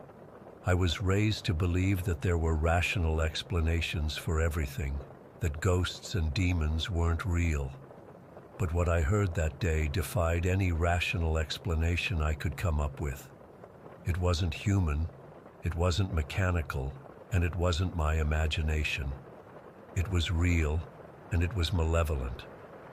My fear eventually started to fade, not because I forgot about it, but because nothing else happened. No more laughs, no other strange occurrences.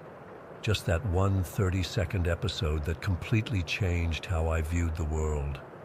After about a year, I started to get angry about it. This thing, whatever it was, had taken away my sense of safety in my own home. It had made me live in fear for months. And for what? It hadn't actually harmed me. It had just scared the absolute hell out of me and then disappeared. The anger helped me cope, I think. It gave me back some sense of control.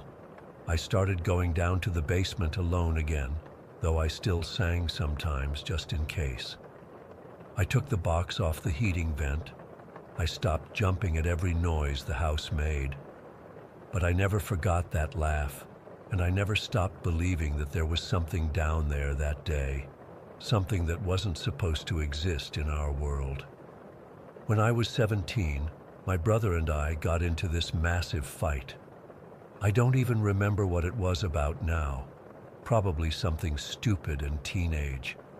But I remember how it ended. He was chasing me through the house, threatening to beat me up, and I ran down to the basement. Not just to the main area, but all the way to the furnace room, the darkest, creepiest part of the whole basement. I hid behind the furnace itself, in this tiny space between it and the wall. My brother came down the stairs, still yelling threats, but he stopped at the bottom. He wouldn't come into the furnace room. He was too scared of it, always had been. I realized then that I wasn't afraid anymore, at least not enough for it to control me. I sat there in the dark, pressed against the wall behind the furnace, and I felt something like triumph. Whatever had been down there that day hadn't won. It had scared me, yes, but it hadn't broken me. I'm still a Christian, but my faith has evolved. I believe now that there are things in this world that we can't explain, forces of evil that sometimes intersect with our lives in ways we don't understand. I don't think that laugh was just in my head or some weird acoustic trick. I think something was there that day, something that wanted to frighten me, to make me feel powerless and alone. But here's what I've learned in the 40 years since that day. Fear is the real enemy. That thing, whatever it was, didn't hurt me physically. It couldn't. All it could do was make me afraid, and through that fear, it controlled me for months. Once I understood that, I took back control of my life. I've owned 3 houses since moving out of my parents' place, and I've never had another experience like that one. Sometimes I wonder if it was tied to that specific house, or if it was just a random encounter with something from beyond our understanding. I've researched similar experiences over the years, and I know I'm not alone in having heard inexplicable sounds or felt presences that shouldn't be there. The memory is still crystal clear. The way the laugh seemed to rise up through the vent like thick smoke. The way it made the air in my room feel heavy and cold. The absolute certainty I felt that if I moved or spoke, something terrible would happen. The primal fear that gripped me, not the kind of fear you feel watching a horror movie, but the bone-deep terror of a prey animal that knows the predator is near. I still sometimes wake up in the middle of the night thinking I've heard that laugh again. My wife says I talk in my sleep, sometimes begging someone or something to go away. I never remember the dreams, but I know what they're about. If you're reading this and you've experienced something similar, know that you're not crazy. These things happen, and they're terrifying when they do. But also know that fear is the greatest weapon these entities have. They feed on it, use it to control us. When we refuse to be afraid, they lose their power over us. That day when I was 15 changed me forever. It opened my eyes to a reality I didn't want to accept, that there are things in this world, or perhaps from beyond it, that we can't explain and shouldn't try to understand. But it also taught me that even in the face of inexplicable evil, we have a strength within us that can overcome the fear. I still don't know what made that laugh, or why it chose our basement, or why it never came back. But I do know that for one brief moment on an ordinary Saturday afternoon 40 years ago, something impossible happened, and it echoes through my life to this day. Story 9. I've been debating whether to post this for weeks. I'm not sure if writing it down will help or just make everything worse. But I need to tell someone who might understand, because my friends think I'm losing it, and my family, well, they're part of the problem. This all started about 2 months ago. I live in Willow Creek, one of those neighborhoods where everyone has the same beige houses and perfectly trimmed lawns. Nothing exciting ever happens here, or at least that's what I thought until my Uncle Ramon showed up. Uncle Ramon isn't like the rest of my family. My parents are pretty normal. Dad works in insurance, Mom teaches elementary school. But Ramon is different. He's my dad's older brother, and he's heavily involved in Santeria. I don't know much about it, just that it's this religion that mixes Catholic saints with African beliefs. My dad doesn't talk about it much, and whenever Ramon visits, there's always this weird tension. Anyway, Ramon showed up unexpectedly on a Friday evening. I was in my room playing video games when I heard voices in the backyard. I looked out my window and saw my uncle with 2 other men I'd never seen before. They were wearing all white clothing, like these loose shirts and pants. They had these colorful beaded necklaces too. Even from my window, I could tell something serious was going down. My parents weren't home. They had gone to some dinner with friends and wouldn't be back until late. I thought about texting my dad, but something told me to just watch instead. The 3 men were moving around our backyard like they owned the place. They went to the far corner near where our fence meets the woods and started digging. Not a shallow hole either. They were really putting their backs into it. Then Ramon went to his truck and came back carrying this weird-looking rock. Even from my window, I could see there was something carved into it, like a face, but not a human face. It had these wide, round eyes and a mouth that seemed too big, with thin lips pulled back in what looked like a grin. Just looking at it made my skin crawl. After they put the rock in the hole, things got even weirder. Ramon brought out a small white goat. I'm not making this up. A live goat in our suburban backyard. The poor thing was bleeding and trying to get away, but they held it down over the hole. I should have done something, called someone, but I just sat there, frozen, watching as my uncle pulled out this curved knife. The goat's cries suddenly stopped, and I saw blood pouring down into the hole, soaking that creepy stone face. The whole time they were chanting in this language I didn't recognize. It wasn't Spanish. It had this rhythmic quality, almost like they were singing. The sound carried through my cracked window, and I swear it made the air feel heavy, like right before a thunderstorm. After they finished with the goat, I can't bring myself to describe everything they did.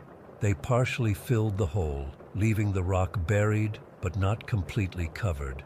Then they just cleaned up and left, like they just finished a barbecue or something normal.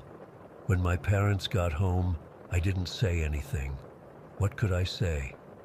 Hey, Uncle Ramon slaughtered a goat in our backyard over some weird rock. They'd think I was crazy or making things up. Plus, I could tell my dad was already stressed about Ramon being in town. For about 2 weeks, nothing happened. Ramon and his friends came back once, dug up the rock, and took it with them. I watched from my window again as they carefully wrapped it in this red cloth. The rock was different now, darker, like it had absorbed the blood.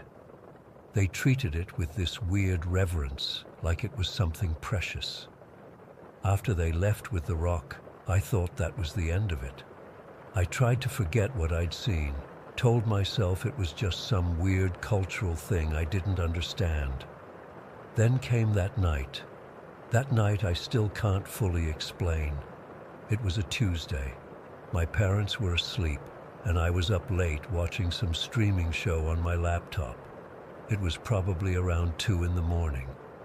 My window was cracked open a bit because it was a nice spring night, warm with a light breeze. I remember noticing how loud the crickets were.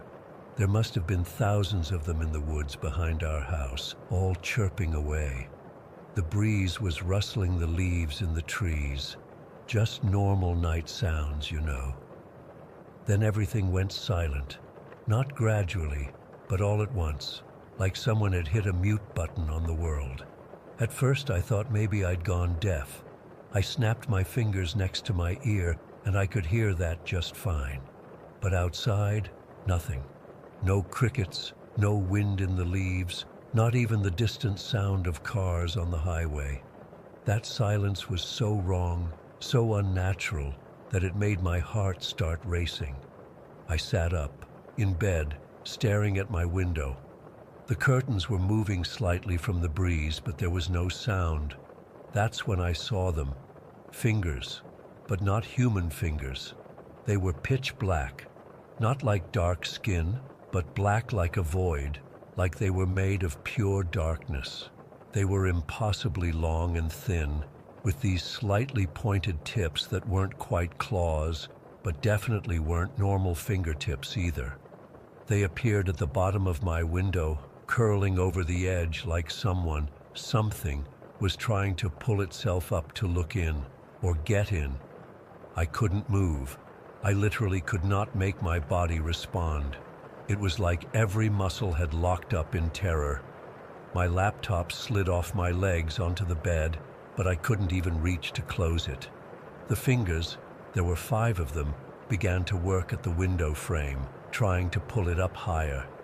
They moved with this horrible precision, like they knew exactly what they were doing. They didn't make any noise at all. No scratching, no tapping, just this silent, deliberate movement. I sat there, paralyzed, watching these impossible fingers trying to open my window wider. My mind was screaming at me to move, to yell for my parents, to do something, but my body wouldn't respond. The window began to slide up, inch by inch. I could feel cold air flowing in, but it wasn't natural cold. It was like the kind of cold you feel when you're sick with a high fever. It went straight to your bones. Just as the window was about half open, enough for something to slip through, I heard a car door slam somewhere down the street. A normal, everyday sound that seemed to break whatever spell had fallen over everything. The fingers froze for a moment, then withdrew. Not quickly like they were startled, but slowly, deliberately, like whatever they belonged to was simply deciding to wait for another opportunity. As soon as they disappeared, the sounds came rushing back. The crickets, the breeze, even a distant dog barking. It was like the world had been unpaused. I lunged for my window and slammed it shut, locking it and pulling the curtains closed.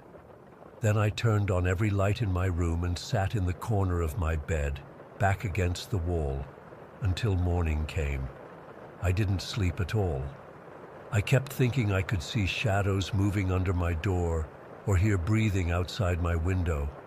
When the sun finally came up, I was a wreck. At breakfast, my mom noticed how exhausted I looked and asked if I was feeling okay. I almost told her everything right then. But my dad was sitting there reading the news on his tablet, and something stopped me. Some gut feeling that telling them would make things worse, not better. That night, I pushed my dresser in front of my window and made sure every window and door in the house was locked before I went to bed. I still didn't sleep much. This has been going on for weeks now. Those fingers haven't returned, at least not that I've seen, but other things have happened. Sometimes I'll wake up at exactly 3:33 in the morning, feeling like someone's watching me. My room will be ice cold, even though the rest of the house is normal. Twice I've found scratches on the outside of my window, high up where no animal could reach. Last week, I finally worked up the courage to ask my dad about Uncle Ramon's beliefs. He got this dark look on his face and told me not to worry about it. When I pressed him, mentioning that I'd seen Ramon in our yard, he got angry, which never happens, and told me to stay out of adult business. Later that night, I overheard my parents arguing. My mom was saying something about how Ramon had promised it wouldn't affect us, and my dad was insisting that the offering was necessary and that it would keep it contained. I don't know what it is. I don't know what they contained or why it seems focused on me now. All I know is that whatever came to my window that night wasn't human, and I'm terrified it's going to come back. I haven't seen my uncle since that day with the rock. My parents won't tell me where he is or when he's coming back. I've tried researching Santeria online, but everything I find seems watered down or vague. The worst part is, I feel like I'm being watched all the time now. Not just at home, but everywhere. At school, at the mall, even when I'm with friends. Sometimes I'll catch a glimpse of something dark out of the corner of my eye, but when I turn to look, there's nothing there. I don't know what to do. I can't tell anyone. They'd think I'm crazy. I can't move out. I'm only 17. And I can't confront my parents again without revealing how much I saw. All I know is that my uncle did something that night. He opened something, or awakened something, or called something. And now it's here, watching, waiting. And I think it wants me. Story 10. I still can't wrap my head around what happened last week. I've been camping my whole life, seen plenty of weird stuff in the backcountry, but nothing like this. I keep replaying it in my mind, trying to make sense of it. So my buddy Ryan and I had been planning this trip for months. We're both pretty experienced outdoorsmen. We've been best friends since high school and try to get out into the wilderness at least a few times a year. This time we wanted to go somewhere really off the beaten path. Ryan found this old campsite up an abandoned logging road that wasn't even on most maps. We loaded up my Jeep last Saturday morning with our gear, plenty of food and beer, and headed out. The drive took about 3 hours from town, with the last hour crawling up this absolutely brutal logging road. We're talking serious 4-4 territory, massive ruts, fallen branches, rocks the size of basketballs. My suspension was screaming the whole way. Several times I thought we might have to turn back, but somehow we made it through. The campsite itself was this small clearing, surrounded by dense forest. You could tell it hadn't been maintained in years. There were a couple of old fire rings with stones blackened from countless fires, and a few weathered picnic tables that looked like they might collapse if you sneezed near them. The whole place had this feeling of being forgotten by time. No cell service, obviously. Complete isolation. We started setting up our tents around 3 in the afternoon. The weather was perfect, not too hot, clear skies. While I was hammering in tent stakes, Ryan mentioned he needed to take a leak and wandered off to check out what looked like outhouses down a small hill about 40 meters from our camp. I didn't pay much attention, just kept unpacking our stuff. A few minutes later, I looked up and saw Ryan standing at the first outhouse. He opened the door, stood there for maybe 10 seconds, then closed it and moved to the second outhouse. Something about the way he was moving seemed off. He checked that one quickly, then headed back toward our camp. When he got back, his face looked weird. Not scared exactly, but definitely unsettled. "Dude, you need to go check out that first outhouse," he said. I laughed, thinking he'd found something gross. "No thanks, man, I'm good." "I'm serious," he insisted. "There's something, just go look." I figured he'd found a dead animal, or maybe some obscene graffiti. "Is it full of shit? Because I'm not interested in—" "Just go look," he cut me off. "Trust me." So I trudged down the hill, already regretting this little detour. The outhouses were these ancient wooden structures, probably built decades ago. The wood was gray and weathered, with spots of green moss growing on the north side. The door to the first one hung slightly crooked on its hinges. I pulled it open, bracing for the smell, but it actually wasn't that bad. What I wasn't prepared for was what I found inside. 3 large backpacks were lined up against the back wall. Not cheap ones either. These were serious expedition packs, the kind that cost hundreds of dollars. High-end stuff that serious hikers use for multi-day treks. They were just sitting there, perfectly arranged, in an abandoned outhouse in the middle of nowhere. I stood there for a moment, confused. Who would leave expensive gear like this? And why in an outhouse of all places? Curiosity got the better of me. I knelt down and carefully unzipped the first pack. Inside was exactly what you'd expect. A high-quality sleeping bag compressed into its stuff sack, a small camp stove, cookware, clothes neatly folded, water filter, headlamp. Everything methodically organized, the work of someone who knew what they were doing in the backcountry. Nothing unusual, except for the fact it was abandoned in an outhouse. The second pack was similar, another sleeping bag, more clothes, a first aid kit, some freeze-dried meals, a pocket knife, water bottles. Again, all high-quality gear, packed with care. It was the third backpack that made my skin crawl. When I unzipped it, I found myself staring at Skittles. The entire 80-liter backpack was filled to the brim with nothing but Skittles candy. Family-sized bags, regular packs, fun-sized packets, special edition flavors I'd never even seen in stores. Wild berry, tropical, original, sour, even some limited editions and types I didn't recognize with foreign writing on them. Just bag after bag of Skittles, meticulously packed to maximize the space. No clothes, no gear, no camping equipment, just an enormous stash of rainbow-colored candy. I sat back on my heels, completely baffled. The hair on my arms was standing up.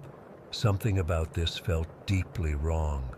Who brings 3 expedition backpacks miles into the wilderness, only to abandon them in an outhouse? And who fills an entire backpack with nothing but Skittles? I carefully zipped everything back up exactly as I'd found it and returned to our campsite. Ryan was waiting for me, his face expectant. "Did you see it?" he asked. "Yeah," I said, still processing. "What the hell, right?" We spent the next hour throwing out theories. Maybe it was some kind of drop for drug smugglers. But why would smugglers use such expensive backpacks, and what would be the point of the Skittles? A prank? Seemed like an awful lot of effort for something no one would likely discover. Someone having a mental breakdown? Possibly, but how did they get here without a vehicle? The sun was starting to set, and I found myself glancing repeatedly down the hill toward the outhouses. The whole situation gave me the creeps. We decided to leave everything exactly as we found it and keep an eye out for anyone coming through the area. That night, sitting around the campfire, we kept our voices low, as if someone might be listening from the darkness beyond our circle of light. We'd brought a bottle of whiskey, and I found myself drinking more than I'd planned, trying to shake the uneasiness. Before turning in, I walked to the edge of our campsite and shined my flashlight down toward the outhouses. The beam caught the weathered wood, making long shadows stretch across the ground. Everything was still. No movement, no sounds except the normal forest noises. But I couldn't shake the feeling we were being watched. I barely slept that night. Every crack of a branch or rustle of leaves jolted me awake. I kept imagining someone sneaking into our camp, someone who had very specific reasons for leaving 3 backpacks in an outhouse. By morning, I was exhausted and jumpy. Ryan suggested we hike around the area to see if we could find any signs of other campers or hikers. We spent most of the day exploring the surrounding forest, following what looked like game trails and old, overgrown paths. We didn't find a single footprint, campsite, or any evidence that other humans had been there recently. We stayed 4 nights total. Each day, one of us would check the outhouses. The backpacks remained untouched, exactly as we'd left them. We never saw another person, never heard a vehicle on the logging road, never noticed any signs that anyone else was in the area. The whole time, that sense of wrongness hung over me like a cloud. I found myself staring into the forest, convinced someone was watching us. Several times I thought I saw movement among the trees, but when I focused, there was nothing there. Ryan said I was freaking myself out, but I noticed he kept his hunting knife closer than usual. On our last morning, as we were packing up to leave, Ryan asked what we should do about the backpacks. "We should tell someone," I said. "Those could belong to missing hikers or something." We took photos of the backpacks and their contents with our phones.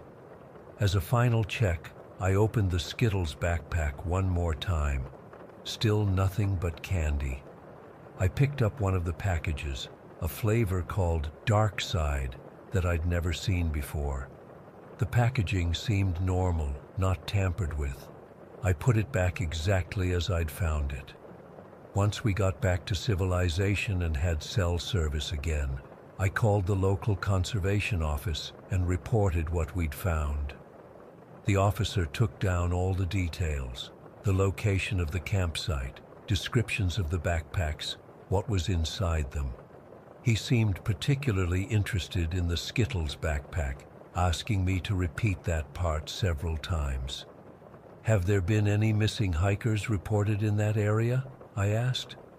"Not that I'm aware of," he said, "but I'll make some calls." He took my contact information and said someone would follow up, but it's been over a week now and I haven't heard anything. I've called the office twice more, but each time I'm told the information has been passed along to the appropriate department. I can't stop thinking about those backpacks, especially the one filled with Skittles. Who does that? What possible reason could someone have for hauling pounds and pounds of candy miles into the wilderness, only to abandon it in an outhouse? The more I think about it, the less sense it makes. Ryan keeps telling me to let it go, that it was probably just some weird prank or some hikers had to abandon their gear for whatever reason. But I can't shake the feeling that we stumbled onto something. I don't even know what. Something not right. I've been having trouble sleeping since we got back. I keep dreaming about those backpacks and waking up with this overwhelming sense of dread. Sometimes in my dreams, I open the third backpack, and instead of Skittles, there's something else inside, something I can never quite remember when I wake up. I don't know if I'll ever get answers. Part of me wants to go back there to see if the backpacks are still in that outhouse. Another part of me never wants to set foot on that logging road again. Whatever happened out there, whatever story we stumbled into the middle of, I have a feeling it's better left unfinished. Story 11.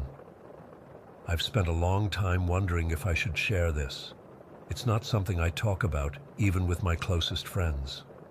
But after reading so many similar experiences here, I thought maybe putting this into words might help me process what happened.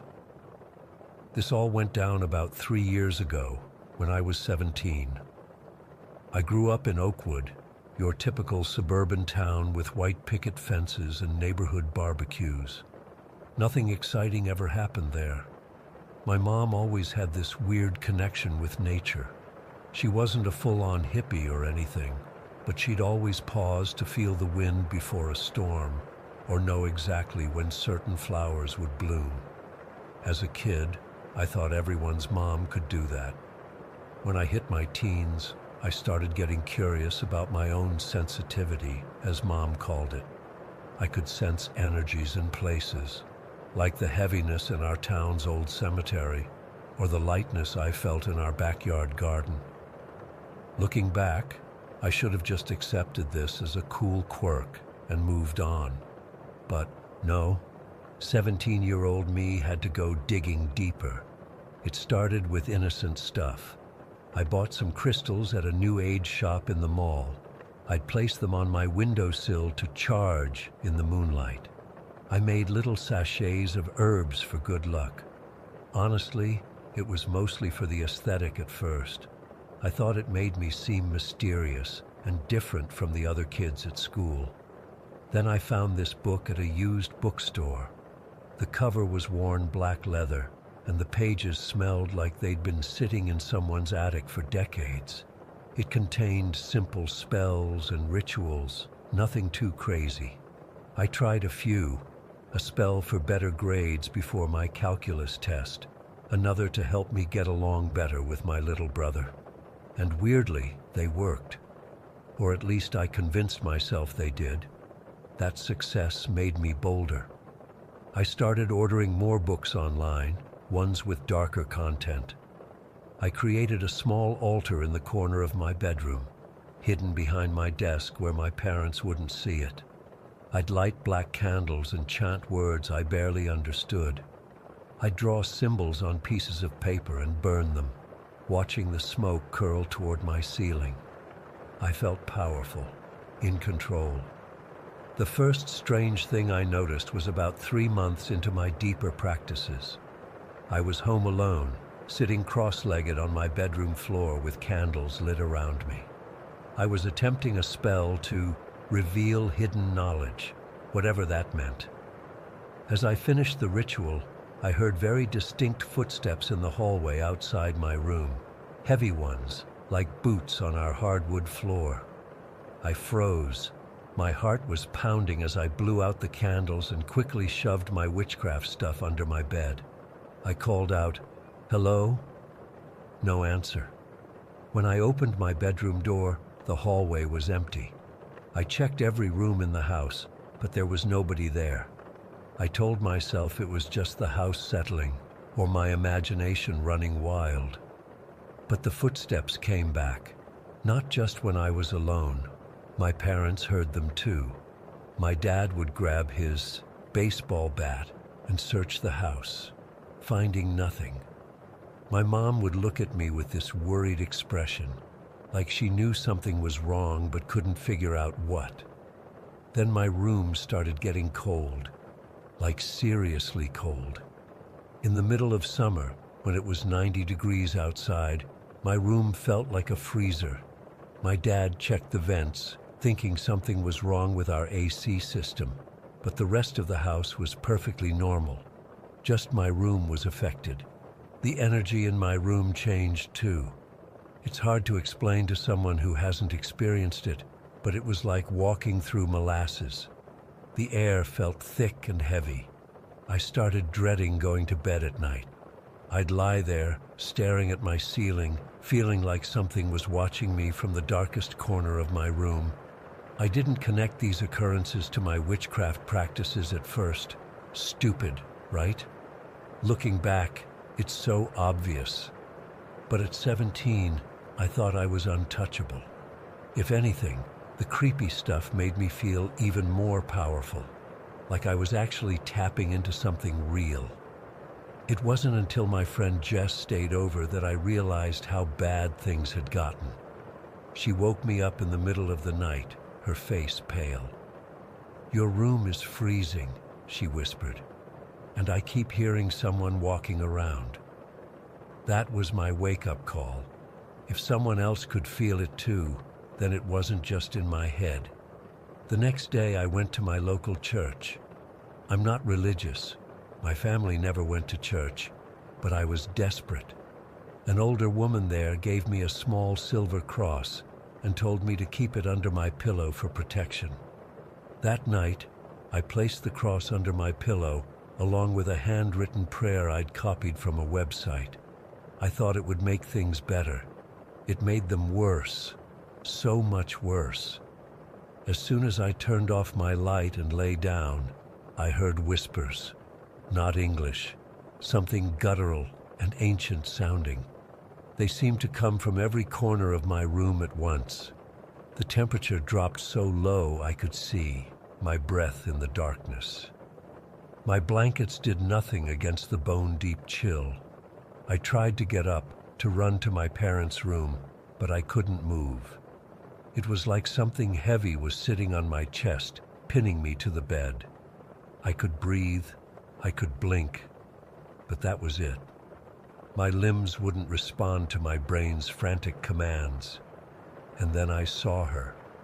In the corner of my room, a shape darker than the darkness around it. A woman, or something shaped like a woman. She had no features I could make out, just a black silhouette with what looked like long, flowing hair. She moved toward my bed, not walking but gliding, like her feet didn't touch the ground. She leaned over me. I couldn't see eyes, but I felt her staring. The pressure on my chest increased until I thought my ribs would crack. The whispers grew louder, more insistent. I was certain I was going to die. In that moment of absolute terror, something strange happened inside me. Instead of fighting against the paralysis or screaming in my mind, I felt a sudden calm. I don't know where it came from. Maybe some survival instinct kicking in, or maybe something outside myself. But I mentally directed a thought toward this entity. I forgive you. Whatever you are, whatever you want, I forgive you. The change was immediate. The pressure eased. The whispers stopped. The dark figure straightened up, no longer looming over me. And the feeling coming from her shifted completely. The malevolence was replaced by something that felt like sadness, deep, ancient sadness. It was so overwhelming that tears started streaming down my face, though I still couldn't move. She stood there for what felt like hours, but was probably only minutes. Then she simply faded away, not suddenly, but gradually, like smoke dispersing in a gentle breeze. When I could move again, I ran to the bathroom and threw up. I sat on the cold tile floor until morning, too terrified to go back to my room. The next day, I destroyed everything. My altar, my candles, my books, All of it went into a garbage bag that I personally took to the dumpster behind our local grocery store. I threw away the crystals, the herbs, everything that had any connection to what I'd been doing. I went back to the church and took a Bible, which I kept on my nightstand. Things got better after that, but they never went completely back to normal. The footsteps became less frequent. The cold spots came and went. I still felt watched sometimes, but the oppressive fear was gone. I slept with my lights on for months. About a year after the incident, our house caught fire. It started in the electrical wiring near my bedroom. We all got out safely, but the house was damaged badly enough that we had to move out while it was repaired. We stayed with my aunt for 6 months while the construction crews rebuilt almost half our house. When we moved back in, something had changed. My room, which had been completely gutted and rebuilt, felt light, normal. No cold spots, no footsteps, no feeling of being watched. Whatever had been there was gone. I'm 20 now, studying psychology at the State University. I've tried to find rational explanations for what happened. Sleep paralysis, overactive imagination, carbon monoxide poisoning even. But none of those explanations account for everything, especially the things my family and friends experienced too. I don't practice witchcraft anymore. I don't mess with things I don't understand. That sensitivity I inherited from my mom. I use it for simpler things now. Appreciating a beautiful sunset, feeling connected to the world around me, not trying to control it or tap into its darker aspects. Sometimes I wonder about that entity, who she was, what she wanted, why she responded to forgiveness when nothing else worked. Was she human once? Was she even real? I'll probably never know. But I do know this. There are boundaries we're not meant to cross, forces we're not equipped to handle. I learned that lesson the hard way, and I'm lucky I survived to tell about it. If you're reading this and thinking about exploring the darker side of the occult, please reconsider. Some doors, once opened, are very difficult to close. Story 12. I've spent most of my life in the outdoors. Hiking, camping, trekking, you name it. My dad was a forest ranger, so I basically grew up with dirt under my fingernails and pine needles in my hair. I'm not saying this to brag, just to make it clear that I'm not some city slicker who freaks out at every owl hoot or snapping twig. I know the woods, their rhythms, their sounds, which is why what happened to me 3 weeks ago has messed me up so badly. I'd been planning this solo trip to Raven Creek for months. It's this gorgeous stretch of old-growth forest about 4 hours from my place. Not exactly a secret spot, but definitely off the beaten path. No maintained trails, no facilities, just pure wilderness. I'd been there twice before with friends, but this time I wanted the solitude. Work had been kicking my ass, and I needed to reset. I arrived at the trailhead around noon on a Friday. The weather was perfect, clear skies, around 65 degrees, with just enough breeze to keep the bugs away. I parked my truck at this little clearing where an old logging road ends and started my hike in. The plan was simple. Follow the creek upstream for about 7 miles, set up camp at this small clearing I remembered, then spend Saturday exploring some of the ridges before heading back Sunday. The hike in was everything I needed. No cell service, no emails, just me and my thoughts and the sounds of the forest. I took my time, stopping to identify mushrooms, watching a pair of hawks circling overhead. I felt the tension in my shoulders start to dissolve with every mile. I reached my intended campsite around 4 in the afternoon. It was just as I remembered. A small flat area about 30 yards from the creek, sheltered by a stand of ancient pines. I set up my tent, gathered firewood, and filtered some water from the creek. Then I just sat there, watching the sunlight filter through the trees, listening to the water rushing over rocks. I cooked a simple dinner on my camp stove, ramen with some dehydrated vegetables and a can of tuna mixed in. Nothing fancy, but it tasted amazing out there. As darkness fell, I got a small fire going. Not for warmth, really, just for the comfort of it. I sat there nursing a flask of whiskey, watching the flames, feeling completely at peace. Around 10, I doused the fire, brushed my teeth, and crawled into my sleeping bag. I remember thinking how perfectly quiet it was as I drifted off. Just the gentle gurgle of the creek and the occasional rustle of leaves in the breeze. I don't know exactly what time it was when I woke up. My watch said a little after midnight, but it felt later somehow. What I do know is that I went from dead asleep to wide awake in an instant, my heart already pounding before I even knew why. Something had changed.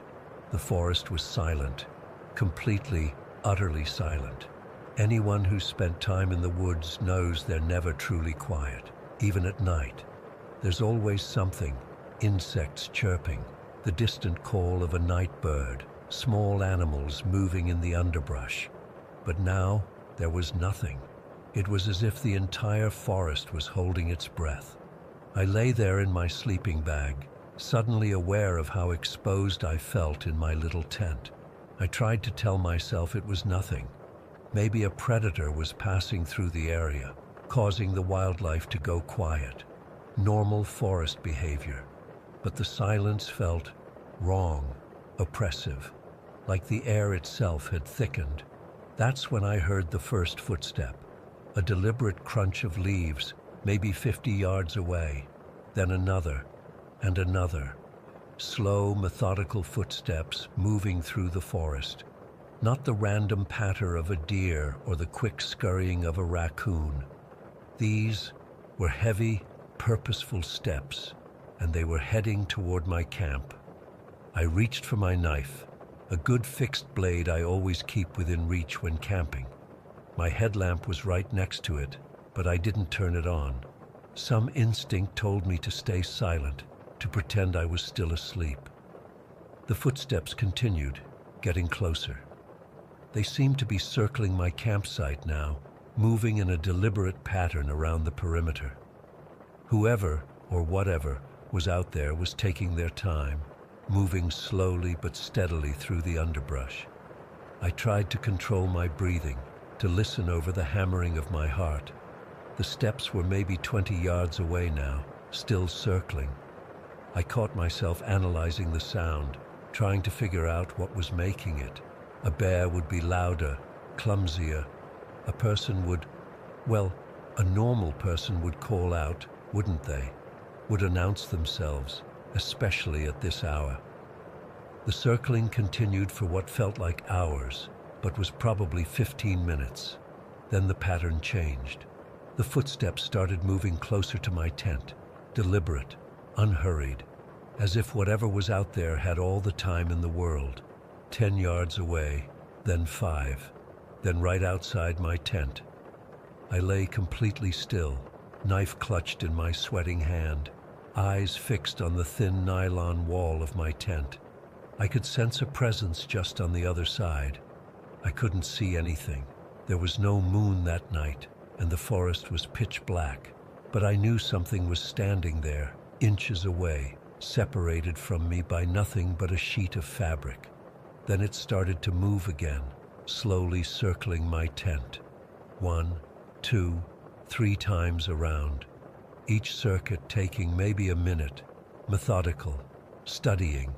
I could hear the footsteps and something else, a faint sound like breathing, but not quite. It was deeper, more guttural, and then it stopped, right at the foot of my tent. What happened next still makes my skin crawl when I think about it. There was a sound, not quite a voice, not quite an animal noise. It was low, rumbling, almost like someone trying to speak underwater. A series of guttural murmurs that didn't form any language I've ever heard, but clearly had purpose, had meaning. It wasn't random animal noises. It was communication. It was trying to say something. I don't know how long I lay there, paralyzed with fear. My muscles were cramping from the tension, but I didn't dare move. Eventually, after what must have been several minutes of those terrible sounds, there was silence again. Then the footsteps resumed, moving away from my tent, back into the forest. I listened as they receded, the sound of cracking twigs and rustling leaves growing fainter until I couldn't hear them anymore, but I still didn't move. I lay there, knife gripped in my hand, ears straining for any sound of return, until the first gray light of dawn started to filter through the trees. Only then did I finally allow myself to move, every muscle screaming in protest as I sat up. I waited another half hour until I could see clearly outside before unzipping my tent with shaking hands. The forest looked normal in the morning light. Birds were singing again, the creek gurgled peacefully. It would have been easy to convince myself I'd dreamed the whole thing, some strange nightmare brought on by exhaustion or the unfamiliar surroundings. Except for the tracks. They circled my campsite exactly where I'd heard the footsteps. Large, deep impressions in the soft forest floor, spaced about 3 feet apart. They weren't animal tracks, at least not any animal I know. They looked almost human, but bigger, deeper, with strange marks at the edges that I couldn't identify. And they circled my tent 3 times, just as I'd heard. I've never packed up camp so quickly in my life. I didn't bother with breakfast or coffee. I didn't even fill my water bottles. I just stuffed everything into my pack as fast as I could and started hiking back to my truck, moving at a pace that was just short of running. The whole way back, I felt like I was being watched. The forest that had seemed so welcoming the day before now felt oppressive, hostile. Every shadow might be hiding something. Every rustle in the underbrush made me flinch.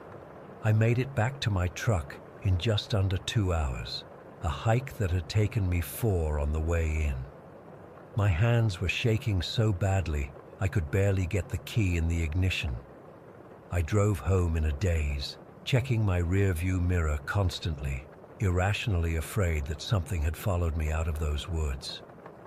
I've been trying to make sense of what happened ever since. I've researched local folklore, looked up reports of strange encounters in the area. I've found nothing that matches what I experienced. Part of me wants to go back, to try to find those tracks again, to prove to myself that it was real. But a deeper, more primitive part of me knows that would be a terrible mistake. I still go hiking, I still camp, but not alone anymore, and not in Raven Creek. Some places in the wilderness deserve to remain undisturbed. Some mysteries are better left unsolved. Whatever was watching me that night, whatever circled my tent and made those inhuman sounds, it's still out there. And sometimes, in the moment between wakefulness and sleep, I can still hear those guttural murmurs, like something trying to speak words that human ears were never meant to hear. Story 13. I still get chills thinking about that night in the northern Ontario wilderness. My wife Emily and I had been drowning in stress from our jobs. I was working 60-hour weeks at an accounting firm, and she was dealing with back-to-back deadlines at her marketing agency. We desperately needed to disconnect, so we planned a quick weekend camping trip to recharge. I knew this spot in the jackpine forests about 3 hours north of Thunder Bay. I'd camped there twice before with my college buddies, and it always felt like the perfect balance. Remote enough to feel like you're truly away from everything, but not so isolated that you're completely screwed if something goes wrong. The campsite was about 800 meters from where we parked our Honda CR-V, following a narrow trail through dense forest. We arrived around 1 in the afternoon on a Friday in late September. The weather seemed perfect, about 15 degrees Celsius, slight breeze, partly cloudy. Nothing on the weather apps indicated any issues for the weekend. The hike-in was peaceful, with Emily commenting on how good the forest smelled, that mix of pine and earth that you can't get anywhere else. The campsite was exactly as I remembered it, a small clearing surrounded by those tall, skinny jack pines. The ground was soft with years of fallen needles, almost spongy under our boots. We set up our tent, a 4-person north face that was probably overkill for just the 2 of us, but I like having the extra space. Emily collected some rocks to make a small fire ring while I gathered deadfall for firewood. By 4 in the afternoon, we had everything set up. Our tent was secured with extra stakes, just a habit I've always had. Our sleeping bags were laid out inside, and we had a decent pile of firewood stacked and covered with a tarp in case of rain. I got a small fire going, and we sat on a fallen log I dragged over, drinking the beers we'd packed in. For the first time in months, I felt my shoulders relax. Emily was smiling, taking pictures of the campsite and the way the sunlight filtered through the trees.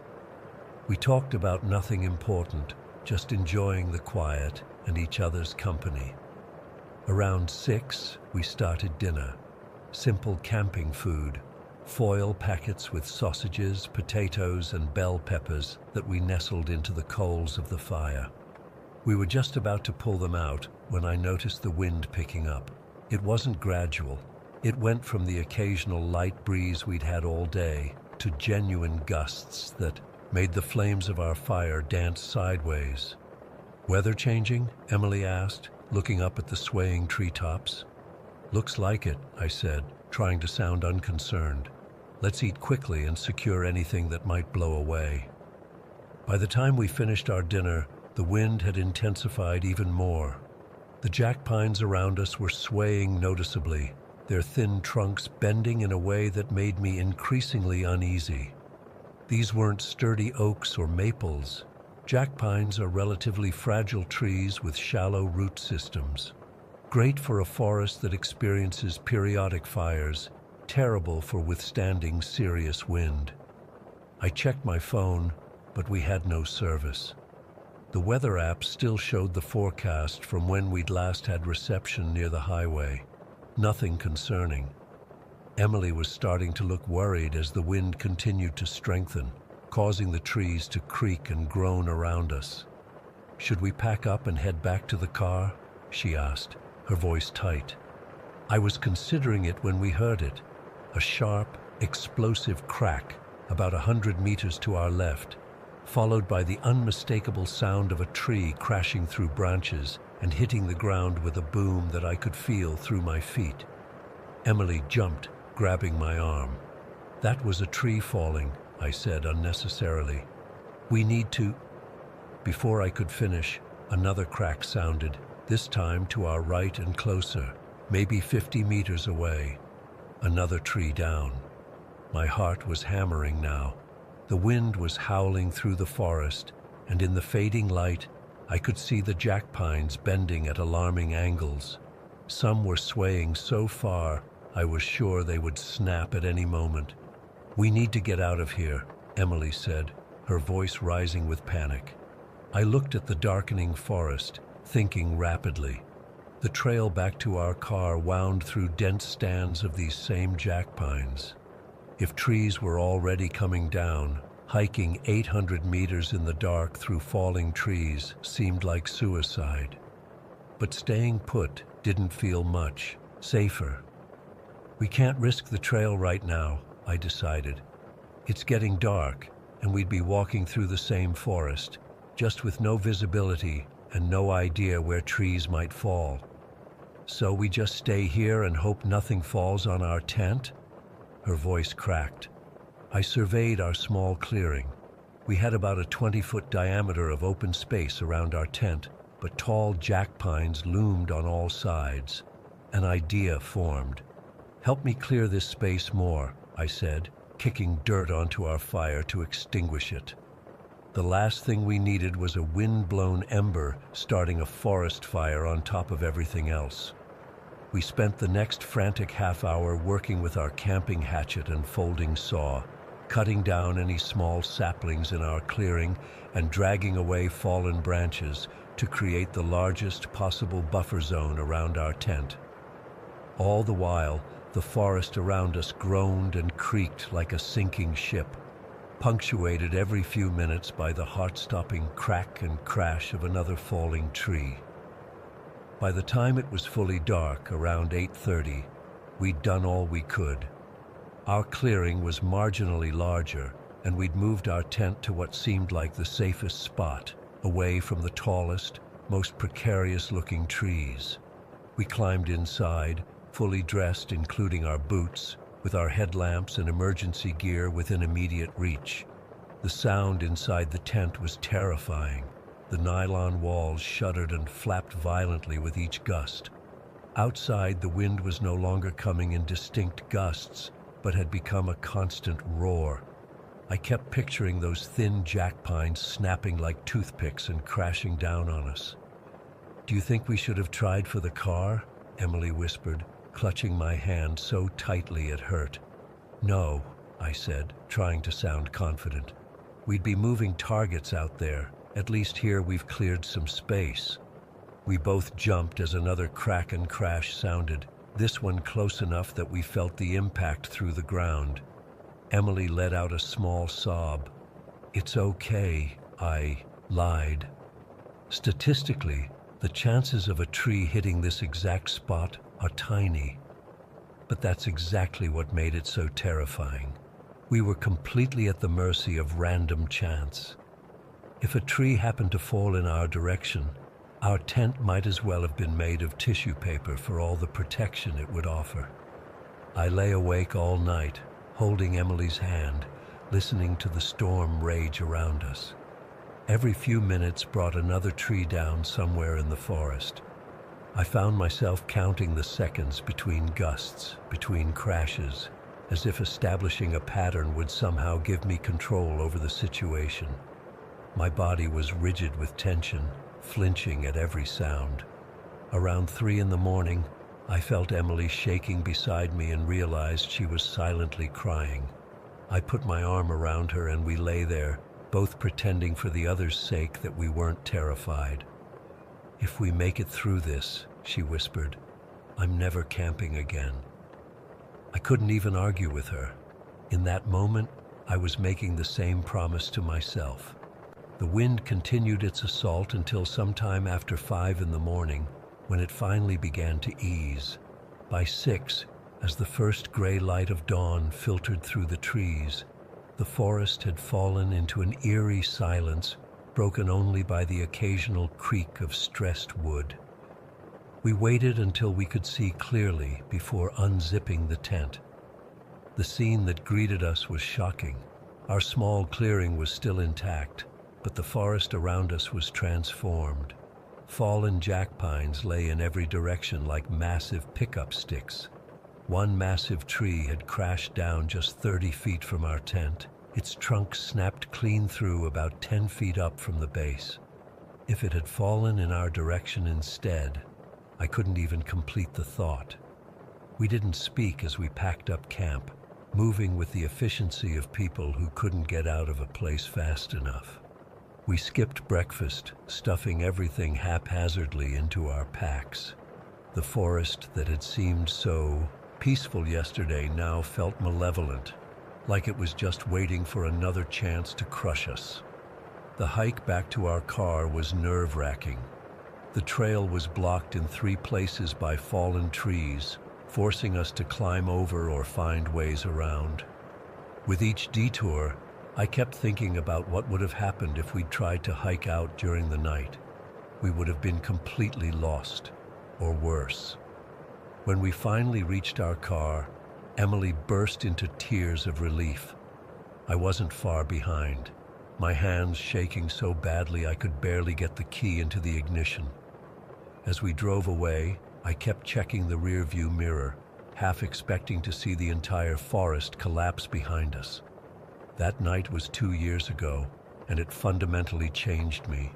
I used to see the wilderness as a playground, a place for adventure with minimal risk if you were prepared. Now I understand how quickly nature can turn from beautiful to deadly, how completely powerless humans are against its force. I do still camp occasionally, but never in pine forests, and never without obsessively checking weather forecasts. Emily refused to go camping again until last summer, when she finally agreed to a trip in a designated campground with sturdy oak trees and clear emergency exits. Sometimes I still wake up at night thinking I hear the cracking of trees about to fall. I don't think that fear will ever completely leave me. Those hours in the tent, waiting to either live or die based purely on the random direction a tree might fall, showed me a kind of helplessness I never want to experience again. Story 14. I've been sitting on this experience for years, never really sharing the full story with anyone outside my family. I guess I'm finally ready to put it all out there. Even now, 20-some years later, I still get goosebumps thinking about that day in the basement and everything that followed. Growing up in Seattle in the 90s, our house was nothing special, just a typical two-story with a finished basement in a quiet neighborhood. My parents converted the basement into my bedroom when I was around 7 because my older sister wanted her own room upstairs. At first, I thought having the basement to myself was cool. It was bigger than any other room in the house, and I had space for all my toys and games. But there was always something off about that basement. I can't explain it exactly, but it never felt connected to the rest of the house, like it existed in its own separate bubble.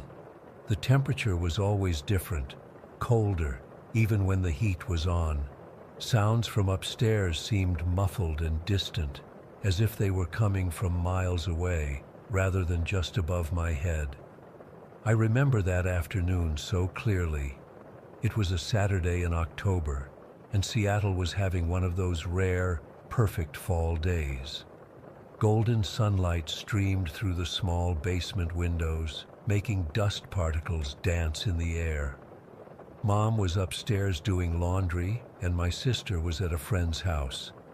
Dad was out running errands.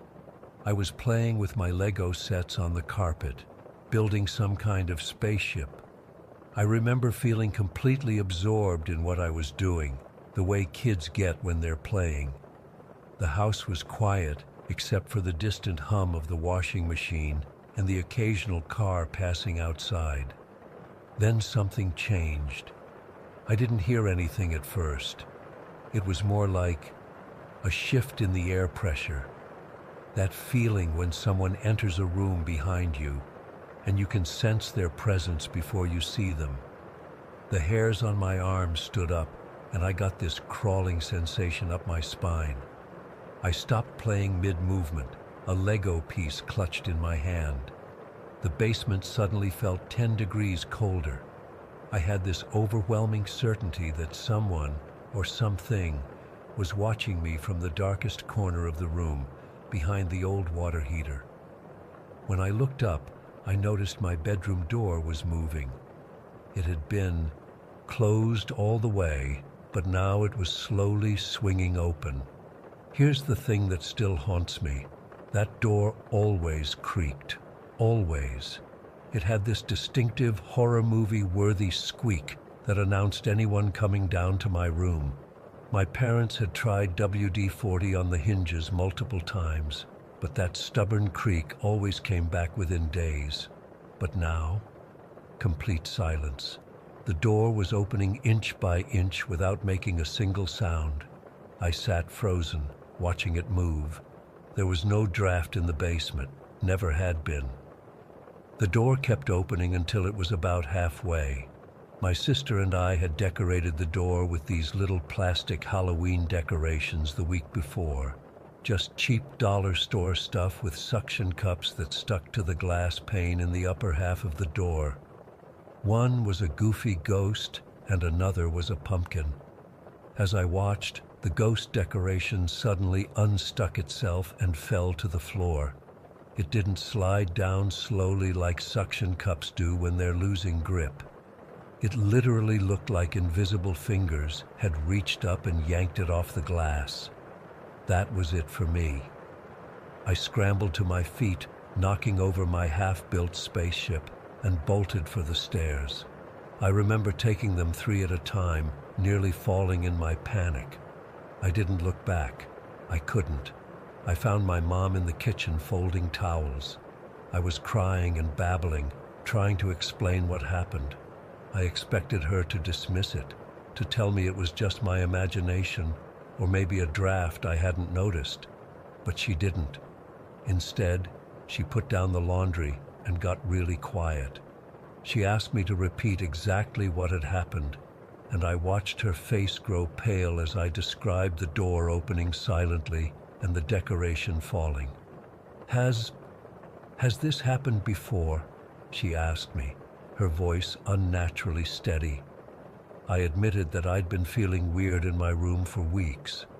I told her about waking up with the sensation of being watched, about toys that weren't where I left them, about the strange cold spots that moved around the room. That's when she sat me down and told me something I hadn't known. She'd been experiencing things too. Nothing she could prove or point to definitively, but enough to make her uncomfortable. She'd hear the basement door open and close when everyone was accounted for. Sometimes she'd find things in different places than where she left them. After my experience that day, it was like whatever was in our house realized we knew it was there, and it stopped hiding. Over the next several hours, it was like all hell broke loose. My dad came home around 3 o'clock, and we were sitting in the living room, still shaken. I remember him walking in with groceries and immediately asking what was wrong. Before either of us could answer, a framed family photo on the wall suddenly crashed to the floor, the glass shattering everywhere. Dad just stood there, grocery bags in hand, staring at the broken frame. "What the hell was that?" he asked. The picture had been securely hung for years. My mom started to explain what had happened in the basement when the lights in the kitchen flickered rapidly, not like a power surge, more like someone was flipping the switch up and down. I've never seen my dad look scared before that moment. He's always been the practical one, the fixer, there's a logical explanation for everything guy. But I watched his face change as he put down the groceries and walked over to inspect the light switch. No one was near it. "It's probably just faulty wiring," he said, but his voice lacked conviction. We all jumped when the doorbell rang. It was my sister being dropped off by her friend's mom. The moment she walked in, she sensed something was wrong. "Why is everyone being so weird?" she asked. Before anyone could answer, the TV turned on by itself, full volume, static only. My sister screamed and I started crying again. Dad rushed to unplug it, muttering about electrical problems. But we all knew it wasn't electrical problems. Something was in our house, and it was making itself known. As the day wore on, the activity escalated. Around dinner time, we were all sitting at the table, nobody really eating, just pushing food around on our plates. The tension was unbearable. Dad was trying to rationalize everything that had happened, suggesting drafts or faulty wiring or coincidences. That's when it happened, the thing that convinced even my skeptical father. A bottle of Tabasco sauce was sitting in the middle of the table. No one was touching it or even near it. Suddenly, it started to slide across the table. Not like it was pushed by vibrations or tilting. It moved deliberately in a perfectly straight line from one end of the table to the other. My dad went completely white. The bottle stopped right at the edge of the table, teetering there for a moment before going still.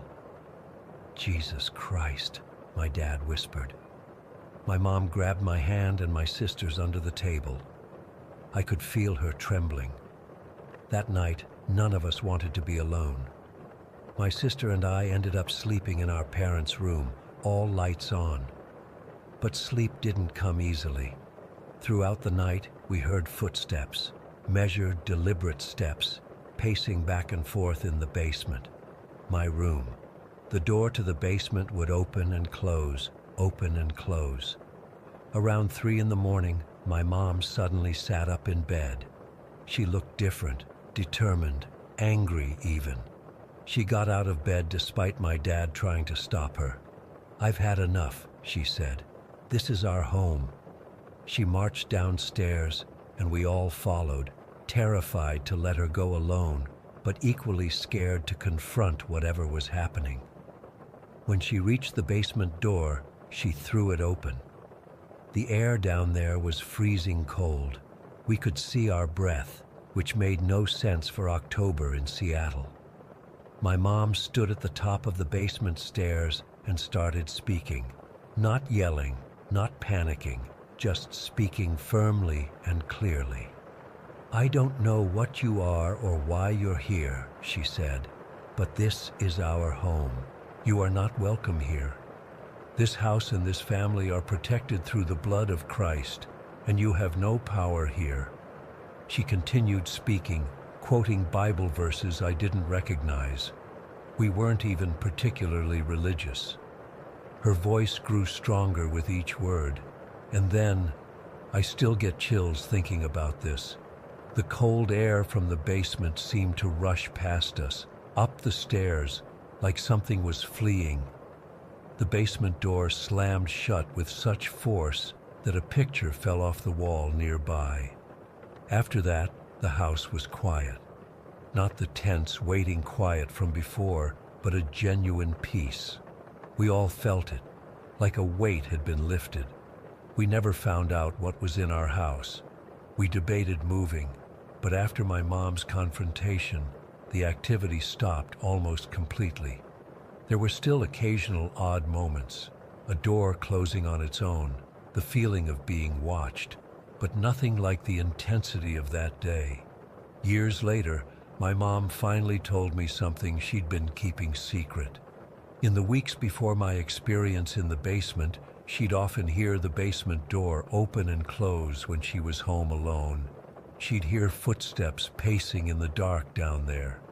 She said she would sometimes stand at the top of the stairs, unable to make herself go down, feeling like something was staring back up at her from the darkness.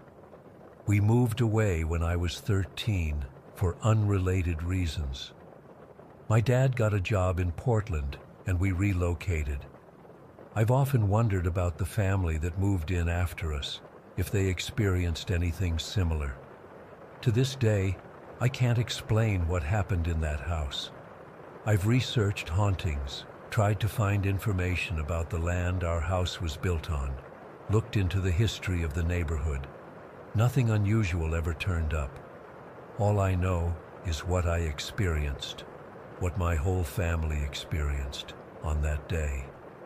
The silent opening door, the decoration yanked off by invisible hands, the Tabasco bottle sliding across the table, the measured footsteps in the dark. Sometimes I still dream about that basement. In my dreams, I'm a child again, playing with my toys, and I look up to see the door slowly swinging open. But in the dreams, unlike reality, I see what's standing on the other side. I always wake up before I can make out what it is, and honestly, I'm grateful for that. Story 15. I still can't really explain what we found out there, and it's been almost 6 months now. I've tried researching, asking experts, even posting in some obscure forums, but nothing makes sense. I guess I'm hoping someone here might have encountered something similar, or have some kind of explanation that doesn't sound completely insane. It started as just a regular guy's trip. Me, Mark, Dave, and Alex have been friends since college, and we try to do at least one proper wilderness camping trip each year. We all live around Denver, And with our jobs and families, it's getting harder to coordinate these getaways. So we were all pretty excited when we finally locked in a long weekend in late September. The plan was simple: get away from everything. No cell service, no GPS, no bullshit. Just us, some maps, compasses, and the Colorado wilderness. We're all experienced hikers, not experts or anything, but we know what we're doing. We picked a spot about 2 hours west of Denver, this little mountain town that's basically just a general store, a gas station, and a few scattered houses. From there, we hiked in about 10 miles, following this old trail that eventually petered out into nothing. We set up our base camp on this nice flat area beneath a rocky outcrop. There was a stream nearby, and the spot gave us decent protection from the wind. The first day and night were perfect. We fished, drank beer, cooked over the campfire, talked shit like we always do. The sky was so clear that night, I swear I've never seen that many stars. It felt good to be disconnected. The second day, we decided to explore further west, where there weren't any trails marked on our topo maps, just wild forest, rugged terrain with these dense pine groves and occasional golden meadows.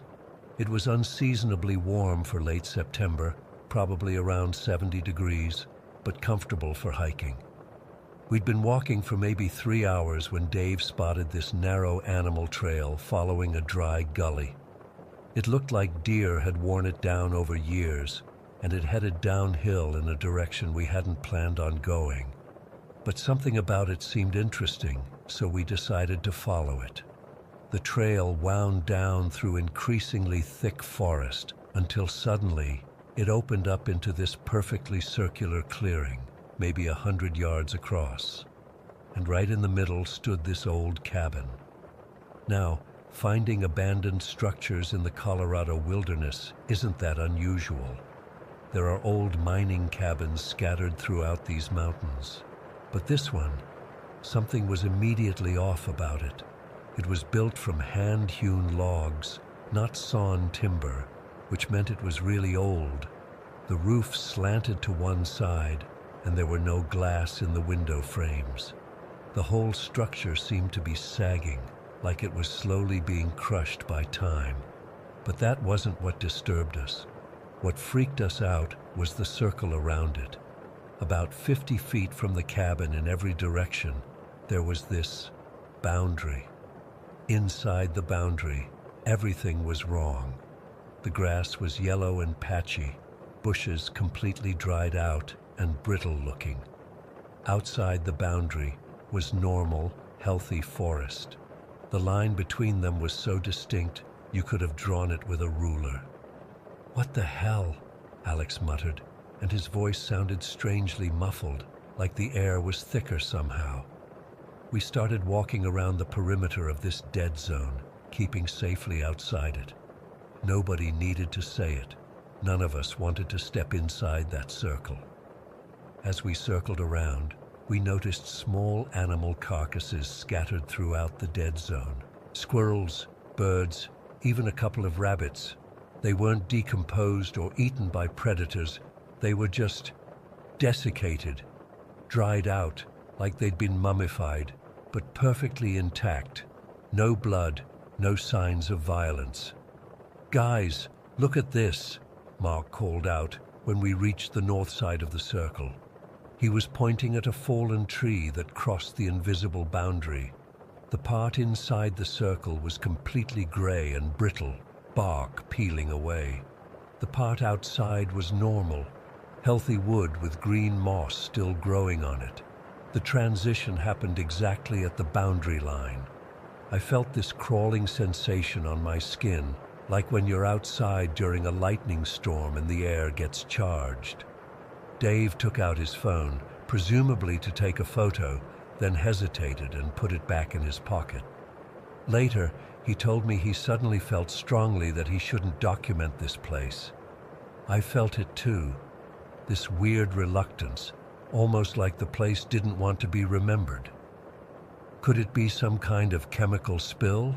Alex suggested, but it didn't make any sense. There were no containers, no equipment, no smell of chemicals, and no way to get any heavy machinery out here. Plus, what chemical creates a perfect circle of death? Maybe it's natural gas or radon leaking from underground, Dave offered.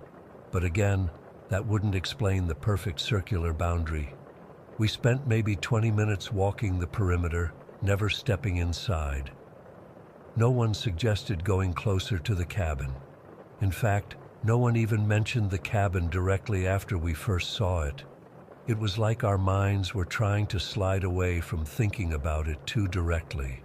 The whole time we were there, I realized there was no sound inside the circle. No birds, no insects, not even the rustle of wind through dead grass. Just this oppressive silence that seemed to push against your eardrums. Finally, Mark said, "We should head back. It'll be getting dark in a few hours." We all agreed too quickly, relieved to have an excuse, to leave. The hike back to camp was silent, each of us lost in our thoughts. The easy camaraderie from the morning had evaporated. That night around the campfire, we tried to talk about it, to make sense of what we'd seen. Maybe it's some kind of government testing site, Alex suggested, but it seemed unlikely. The cabin looked ancient, and there were no signs of modern human activity. Could be some kind of natural phenomenon, Dave said, like those fairy circles in Africa, but bigger and deadlier. None of it made sense. We'd all seen the same thing, but trying to talk about it felt like trying to describe a color that doesn't exist. That night, I couldn't sleep. Our peaceful wilderness suddenly felt threatening, watchful. The wind in the trees sounded like whispers. I kept imagining that boundary creeping outward, expanding, reaching our camp while we slept. I pictured us drying out like those animals, becoming brittle husks under the stars. When dawn finally came, we made a unanimous decision to pack up and head back to civilization a day earlier than planned. No one complained or called anyone else a wuss for wanting to leave. We all felt it, this nameless dread that had seeped into our bones. The hike back to our cars was tense.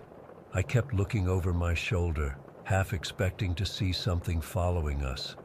When we finally reached the trailhead and saw our vehicles, the relief was overwhelming. We threw our packs in the trunks, made hasty plans to meet up the following weekend for beers, and drove our separate ways. That should have been the end of it. Just a weird experience in the woods, something to puzzle over and eventually forget. But I couldn't let it go. Over the next few weeks, I researched the area extensively. I checked historical records, land surveys, geological reports, anything I could get my hands on. I found nothing that explained what we saw. No record of development, no chemical dumping, no military testing. According to every official document, that area was untouched wilderness. I even contacted a forestry professor at Colorado State University, describing what we'd seen as precisely as I could. He was intrigued but skeptical. He suggested a fungal disease that affects multiple plant species, but admitted it wouldn't explain the perfect circular boundary or the animal deaths. One night, about a month after our trip, I called Mark to see if he was still thinking about it too. "Man, I've been having these dreams," he said, his voice low even though he lives alone. "About that cabin. In the dreams, I'm walking toward it, crossing that boundary, and I can feel myself drying out, like all the moisture is being pulled from my body. But I keep walking anyway." I'd been having similar dreams, but I hadn't told anyone. In mine, I'm standing at the window of the cabin, looking out. But I'm not me anymore. I'm something else, something ancient and patient, watching the forest, waiting. After 2 months, Alex called me out of the blue. "Have you been back there?" he asked without preamble. "No," I said, startled by the question. "Have you?" "No," he said quickly. "But I want to. I keep thinking about it, like it's calling me back." That scared me more than anything else, because despite all my research, despite the nightmares, despite the unexplainable wrongness of that place, I felt it too. This pull, like a hook behind my ribs, tugging me back toward that clearing. We've made a pact, the four of us. We're never going back there, and we're never telling anyone else the exact location. Something about that place feels dangerous in a way I can't articulate. Not dangerous like a bear or a cliff edge, but dangerous like a black hole or radiation, something that violates the natural laws we take for granted. It's been 6 months now, and the dreams have finally started to fade.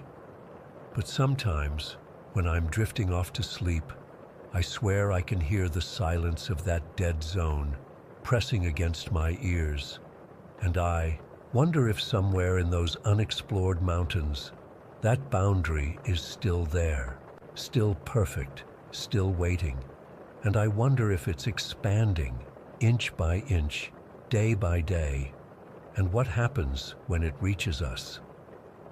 Story 16. I still get chills thinking about what happened in my dad's Portland house. It's been about 10 years, but the memory is etched into my brain like it happened yesterday. I've barely told anyone because it sounds so ridiculous when I say it out loud, but I swear every word of this is true. Back in 2011, I was living in my dad's house while he was basically moved in with his girlfriend Sandra across town. It was this old 2-story home in a quiet neighborhood, not particularly creepy or anything.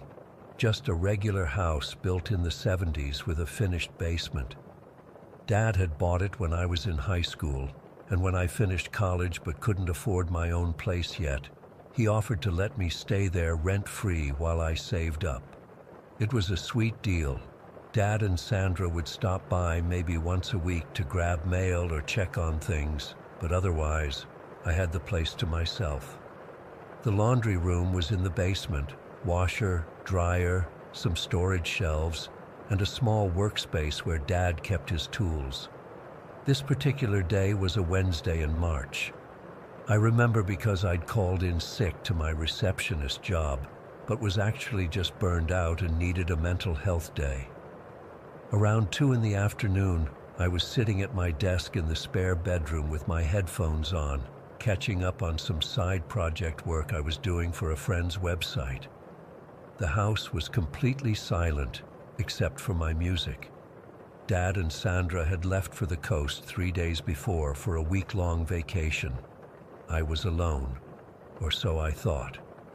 I'd been working for maybe an hour when I heard it. Despite having my headphones on, I caught this distinctive metallic clunk. If you've ever owned a front-loading washing machine, you know that sound. It's the door shutting. That hollow, echoing thud that resonates through the house. I paused my music and pulled my headphones off. At first, I wasn't alarmed, just confused. I figured maybe Dad and Sandra had come back early and she was doing laundry. Sandra always did laundry when she visited. She thought I didn't know how to properly wash clothes. So I sat there listening. That's when I heard the sound of wet clothes being tossed into the dryer. That wet slapping sound that's unmistakable. Then came the click, click, click of someone turning the cycle knob, followed by the button being pushed in. Within seconds, the dryer started rumbling. I called out, "Hello, Sandra?" No answer. I figured she just couldn't hear me from the basement, so I went back to work, planning to say hi when she came upstairs. About 30 minutes later, I heard the dryer buzzer go off. Then came the sound of the dryer door opening and clothes being pulled out and folded, that rhythmic rustling noise of fabric being shaken out and laid flat. I remember thinking it was weird that Sandra hadn't come up to say hello yet, But sometimes she got in these moods where she just wanted to clean and not talk to anyone. I kept working. Then I heard something that made me stop typing mid-sentence. The sound of a plastic laundry basket being dragged across the concrete basement floor. It was that distinctive scraping noise, followed by footsteps coming up the wooden basement stairs. I swiveled in my chair, facing my open bedroom door, waiting for Sandra to appear in the hallway with her basket of folded laundry. The footsteps reached the top of the stairs. The basement door should have opened, but it didn't. The footsteps just stopped. No door opening, no one appearing, nothing. "Sandra," I called out again, louder this time. Silence. A chill ran down my spine as I got up from my chair. I walked down the hallway to the top of the main stairs and looked down into the living room. No one was there. The basement door was closed. "Hello? Is someone here?"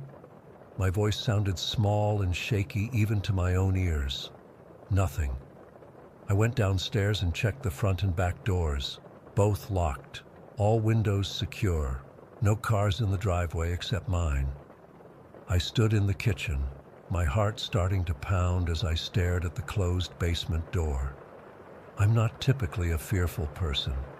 I've watched horror movies alone at night since I was 12 and never had issues staying by myself in the house.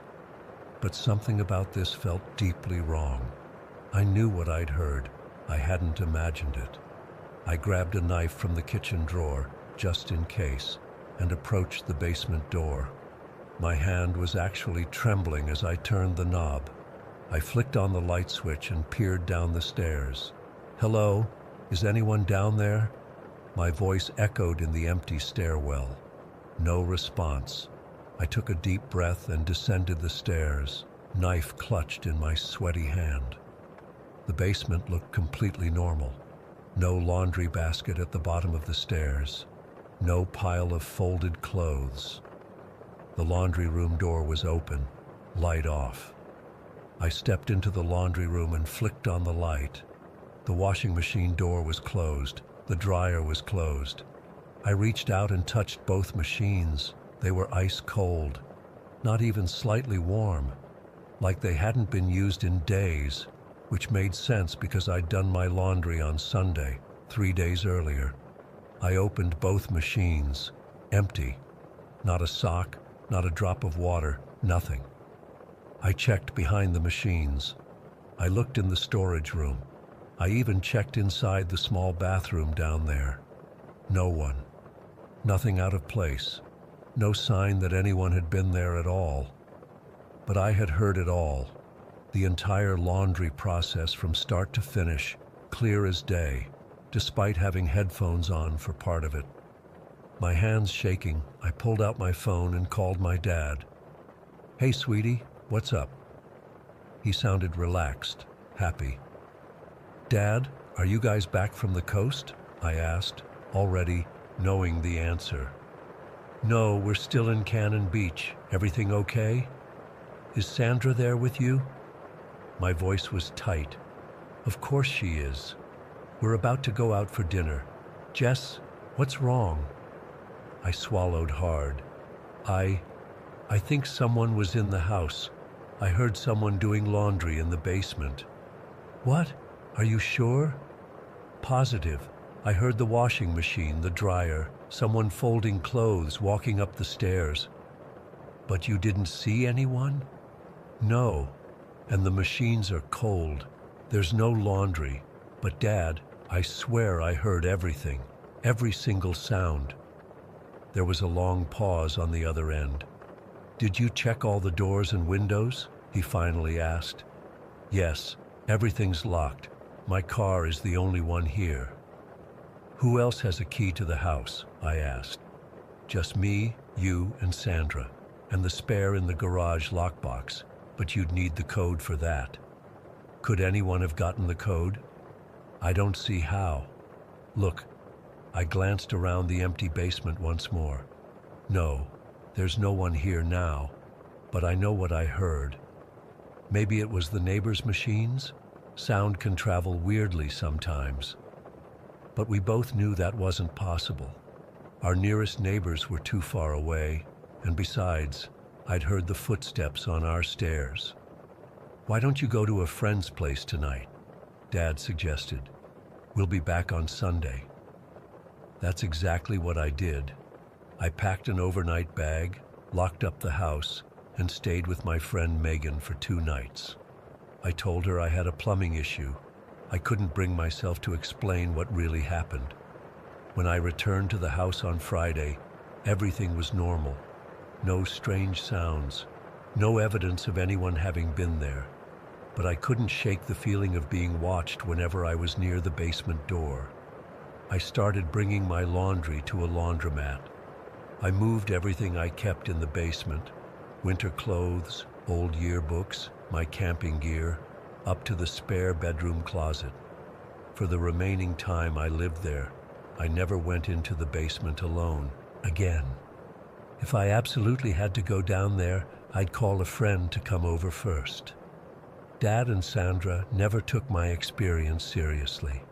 They suggested it was just the house settling, or my imagination, or a vivid auditory hallucination from being sick. But I know what I heard. Every single sound was crystal clear and exactly what you'd hear during a normal laundry cycle, from start to finish. The strangest part? About 6 months later, I overheard Sandra telling my dad that she couldn't find her favorite blue sweater anywhere. She said, "I know I was doing a load with it right before we left for Cannon Beach, but it's like it just disappeared." Dad told her she must have left it somewhere else, but the look on her face, she was genuinely confused. Dad sold the house in 2014 when he and Sandra decided to move in together officially. I helped them with the move, but never told the new owners about what happened. What would I even say? By the way, sometimes you might hear someone doing laundry, but when you check, no one's there and the machines are cold? They'd think I was crazy. I've spent years trying to rationalize what happened. Carbon monoxide. But there were no other symptoms, and it never happened again. A break-in, but nothing was taken, and all doors were locked. Just my imagination? I don't think so. The sounds were too specific, too sequential, too real. Sometimes I wonder if time somehow folded in on itself that day. If I was hearing Sandra doing laundry from a different point in time. Or maybe the house had its own routines, its own memory of the people who lived there and the chores they did. All I know is that I heard someone, or something, doing laundry in an empty house, and to this day, I can't explain it. I still avoid basement laundry rooms whenever possible, and the sound of a washing machine door closing still makes my blood run cold. Story 17. I've always been the type who needs to escape civilization every now and then. The noise, the people, the constant notifications. Sometimes it all becomes too much. That's why I planned a solo camping trip to a remote canyon in the Sonoran Desert last month. I wanted true isolation. No cell service, no hikers, no reminders of the modern world. Just me and the desert. I left my apartment at 4 in the morning on a Tuesday, driving 2.5 hours before the sun even came up. The further I got from the city, the more the tension in my shoulders started to ease. By the time I reached the unmarked dirt road turnoff, I felt like I could finally breathe again. I parked at what barely qualified as a trailhead, just a widened area of dirt with no facilities or signage. That was exactly what I wanted. I double-checked my backpack, 3 gallons of water, lightweight tent, sleeping bag rated for desert nights, first aid kit, dehydrated meals, headlamp, extra batteries, map, compass, knife, and the other essentials. I'd done this enough times to know what I needed, but not enough times in this particular area to feel completely comfortable. The hike was brutal in the best way possible. I deliberately chose a route that would discourage casual hikers. No established trail, just rough terrain that required scrambling over rock formations and navigating around barrel cacti and thorny mesquite. The physical exertion felt good, burning away the mental fog that had been clouding my mind for weeks. By mid-afternoon, the temperature had climbed to around 100 degrees. The sun beat down mercilessly, and I'd already gone through half of my water for the day. I needed to find a suitable campsite soon. After cresting a particularly steep section, I spotted a promising ridge with a small rock outcropping that could provide some wind protection. Perfect. I dropped my pack with relief and surveyed the area. The view was spectacular, miles of untouched desert stretching to distant, purple mountains. Not another human in sight. This was exactly what I needed. The ground was littered with smaller rocks that would make sleeping uncomfortable, so I started clearing a flat area for my tent. I was moving methodically, picking up rocks and tossing them aside, when I noticed what looked like a piece of black plastic under one of the larger stones. Thinking it was trash left by a previous hiker, which always infuriates me, I reached down to grab it. As my fingers brushed against it, the plastic moved. I jerked my hand back as adrenaline shot through my body. It wasn't plastic. It was a scorpion, and not just any scorpion, but a massive one, nearly the size of my palm. Its body was a dark brownish black with pincers that had an orangish tint in the sunlight. The scorpion was curled up defensively, its tail twisted at an odd angle at the base. I realized with horror that I might have stepped on it while clearing the area. Though I hadn't been stung, the thought of how close I'd come made my stomach drop. I was at least 4 hours from my car and probably another 2 hours from any kind of medical help.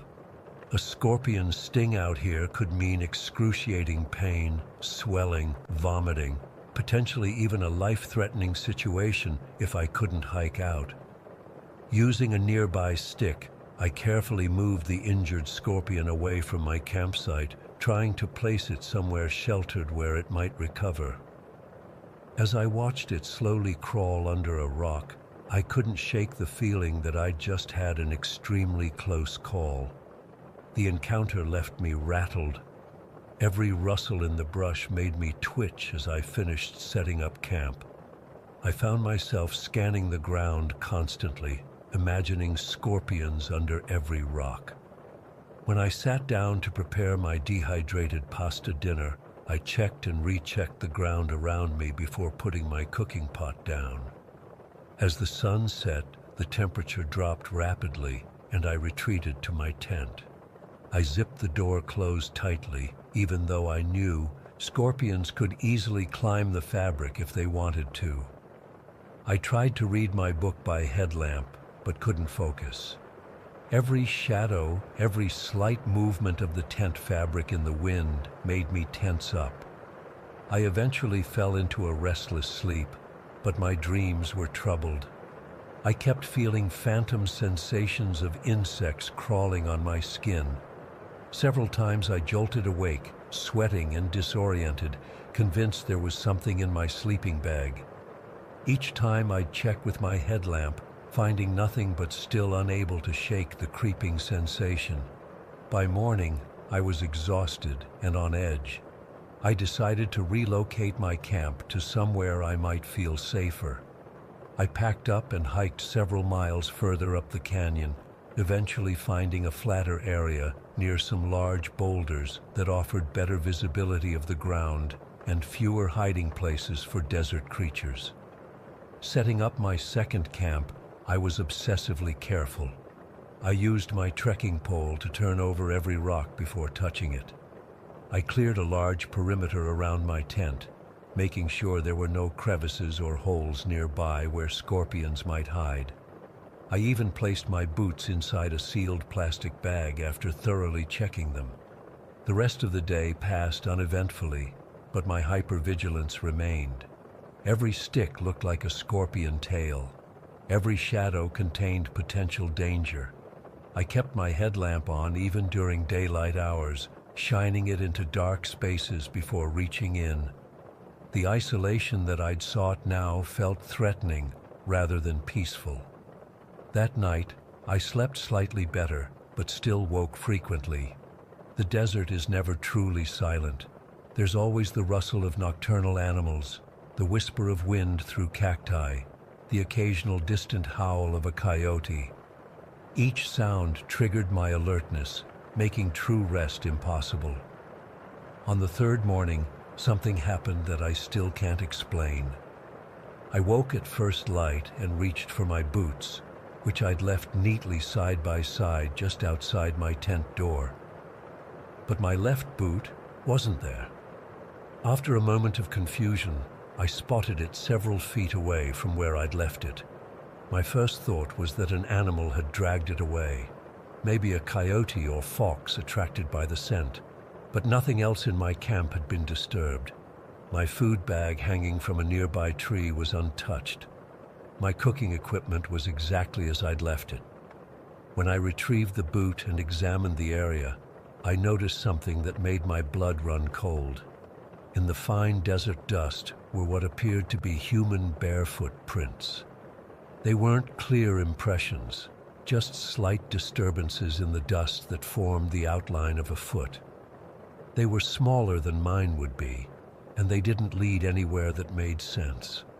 They just appeared near my boot and then vanished. I told myself I was being paranoid. The wind could have created those patterns. Maybe I'd moved the boot myself in the night during a bathroom break and didn't remember. But combined with the scorpion incident, it was enough to convince me to cut my trip short. What had started as a peaceful retreat had become an exercise in sustained anxiety. I decided to stay one more night since it was already midday and I didn't want to hike out in the afternoon heat. But I couldn't relax. I built a small fire as the sun set, something I rarely do when solo camping due to the effort and fire danger. I sat with my back against one of the boulders, knife within reach, watching the darkness gather around my little circle of light. I didn't sleep that night. Every sound from the darkness seemed amplified. A branch breaking in the distance became a footstep. The wind whistling through rock formations became whispers. I kept my headlamp on until the batteries began to fade, then switched to my backup. By the time the sky began to lighten with dawn, my eyes were burning from exhaustion. I packed up as quickly as possible and began the long hike back to my car. The desert looked different in the morning light, beautiful but unforgiving. I kept a brutal pace, wanting only to return to civilization and safety. When I finally reached my car, I threw my pack in the trunk and drove straight home without stopping.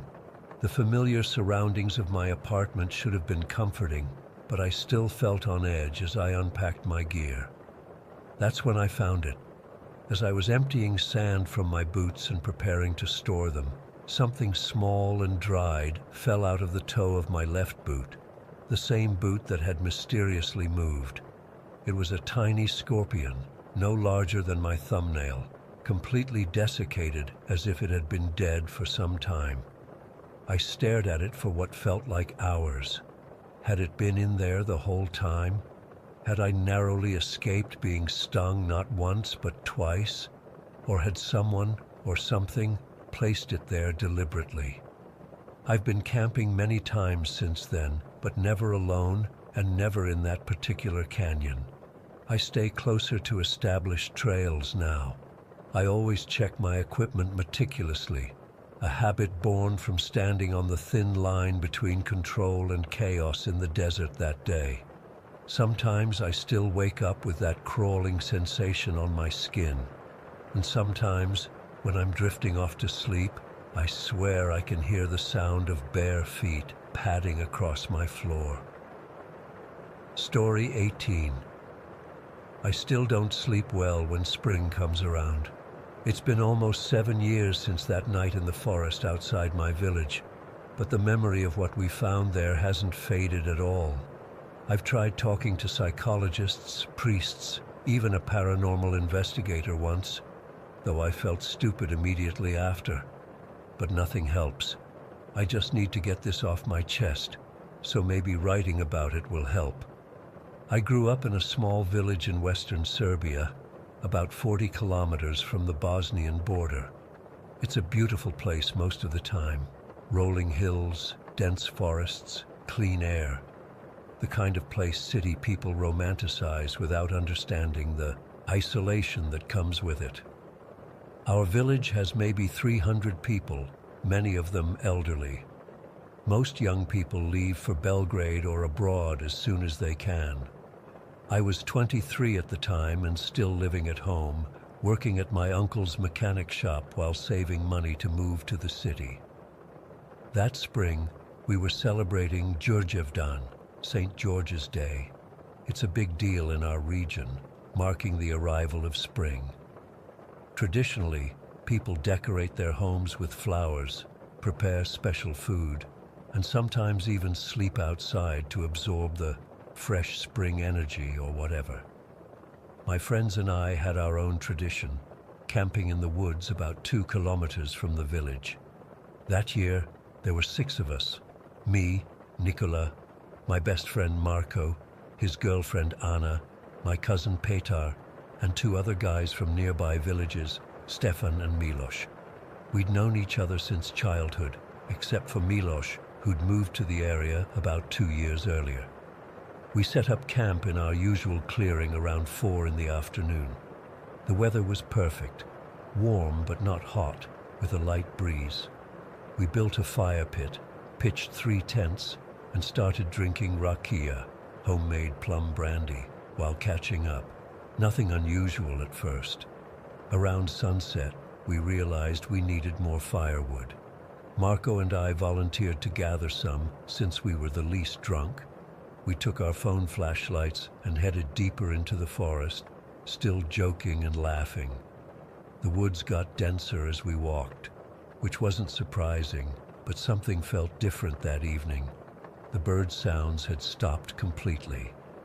At first, I didn't notice, but after about 15 minutes of walking, the silence hit me.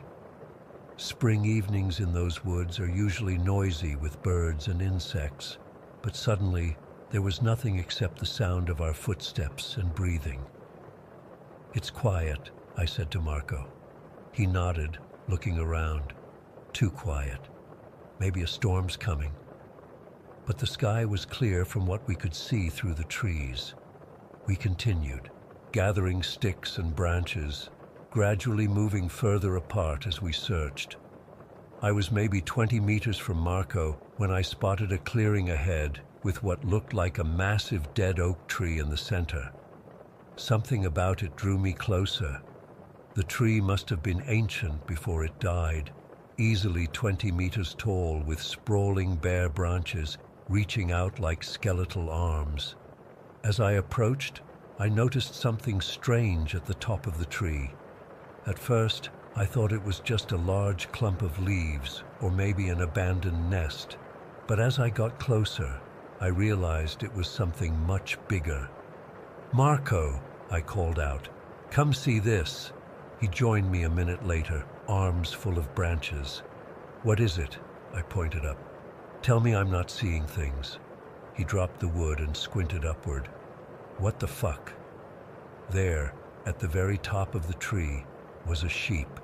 A fully grown sheep, leaning slightly to the left side of the uppermost branch. Even in the fading light, we could see it clearly. Its white wool stood out against the darkening sky. "How is that possible?" Marco whispered. "Did someone put it there as a joke?" I shook my head, trying to process what I was seeing. "The tree's too tall. You'd need a crane or something." We circled the tree, keeping our distance. From different angles, we could see that the sheep appeared to be impaled on one of the branches. A thick, spear-like branch was protruding from its side, but that made even less sense. The sheep showed no signs of decomposition or predator damage. Its wool was clean and white. It looked like it had been placed there that very day. Maybe it fell from a plane, Marco suggested, but his voice made it clear he didn't believe that himself. I took out my phone to take a picture, but when I tried, my phone shut down despite having over 50% battery. Marco tried with his phone too, with the same result. We both looked at each other, a chill running down my spine that had nothing to do with the evening air. "Let's get back to camp," I said, suddenly feeling exposed. "We have enough wood." As we hurried back, neither of us spoke much. The silence in the forest seemed heavier now, oppressive. I kept looking over my shoulder, half expecting to see someone following us, though I couldn't explain why. When we reached camp, everyone immediately noticed something was wrong. We probably looked like we'd seen a ghost. "What happened to you two?" Petar asked, handing us each a beer. We explained what we'd seen. At first, they thought we were joking or trying to scare them. Stefan suggested we all go back to see it, but neither Marco nor I wanted to return, and it was getting too dark anyway. "It's probably just some farmer's idea of a joke," Stefan said, but I could tell he was unsettled too. Milos, who had been quiet until then, suddenly spoke up. "Was it near the big clearing with the split rock?" I nodded, surprised. "Yeah, how did you know?" He took a long drink from his bottle before answering. "I've heard stories about that place. My grandmother warned me about it when I moved here." "What kind of stories?" Anna asked, moving closer to the fire as if seeking protection. Milos shrugged, trying to seem casual.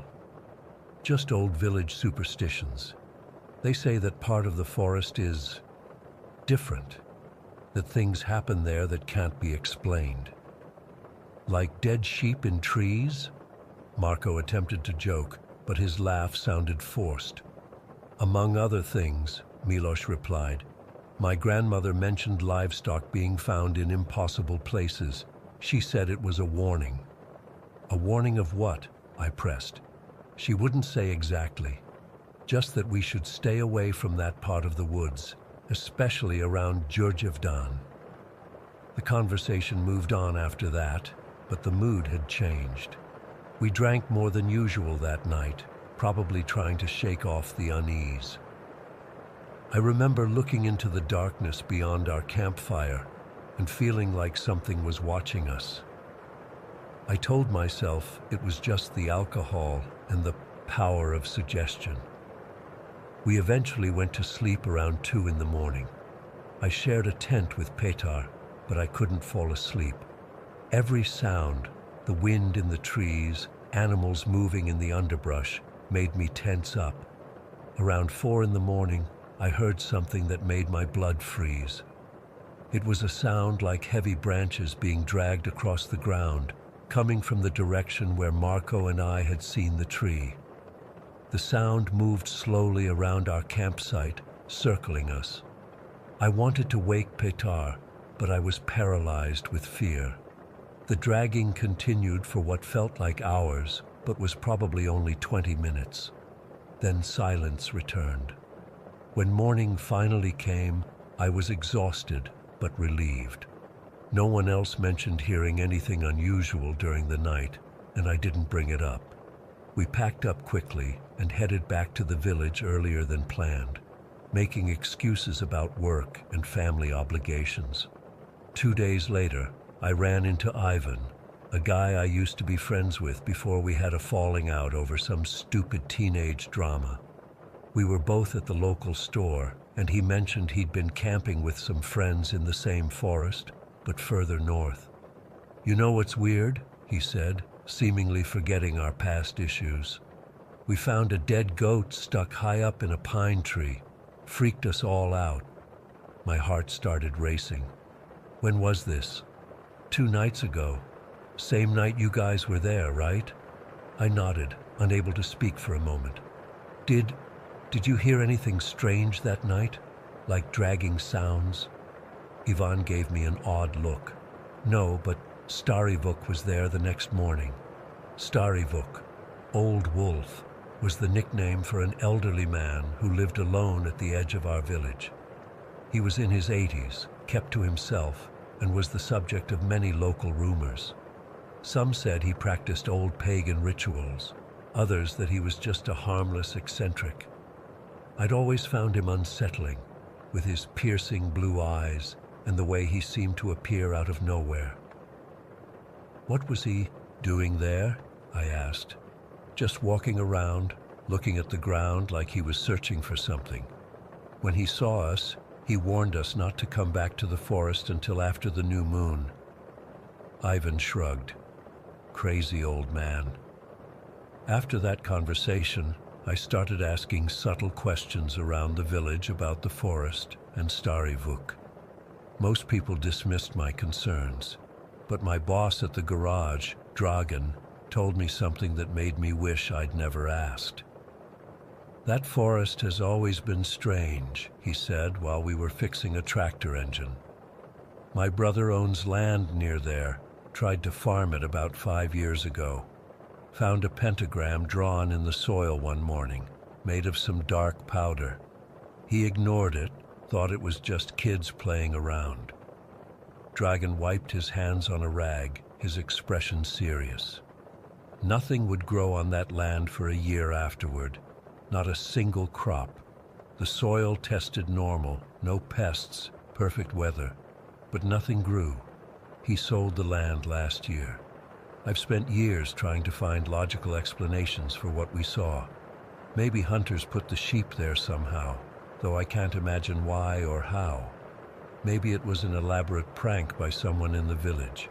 Maybe Starivuk was involved, though he'd have needed help to lift a sheep that high. But none of these explanations feel right. The pristine condition of the sheep, the impossible placement, our phones dying, the dragging sounds in the night, and the fact that Ivan found something similar the same night. I moved to Belgrade a few months after that incident. I couldn't stay in that village knowing what might be happening in those woods.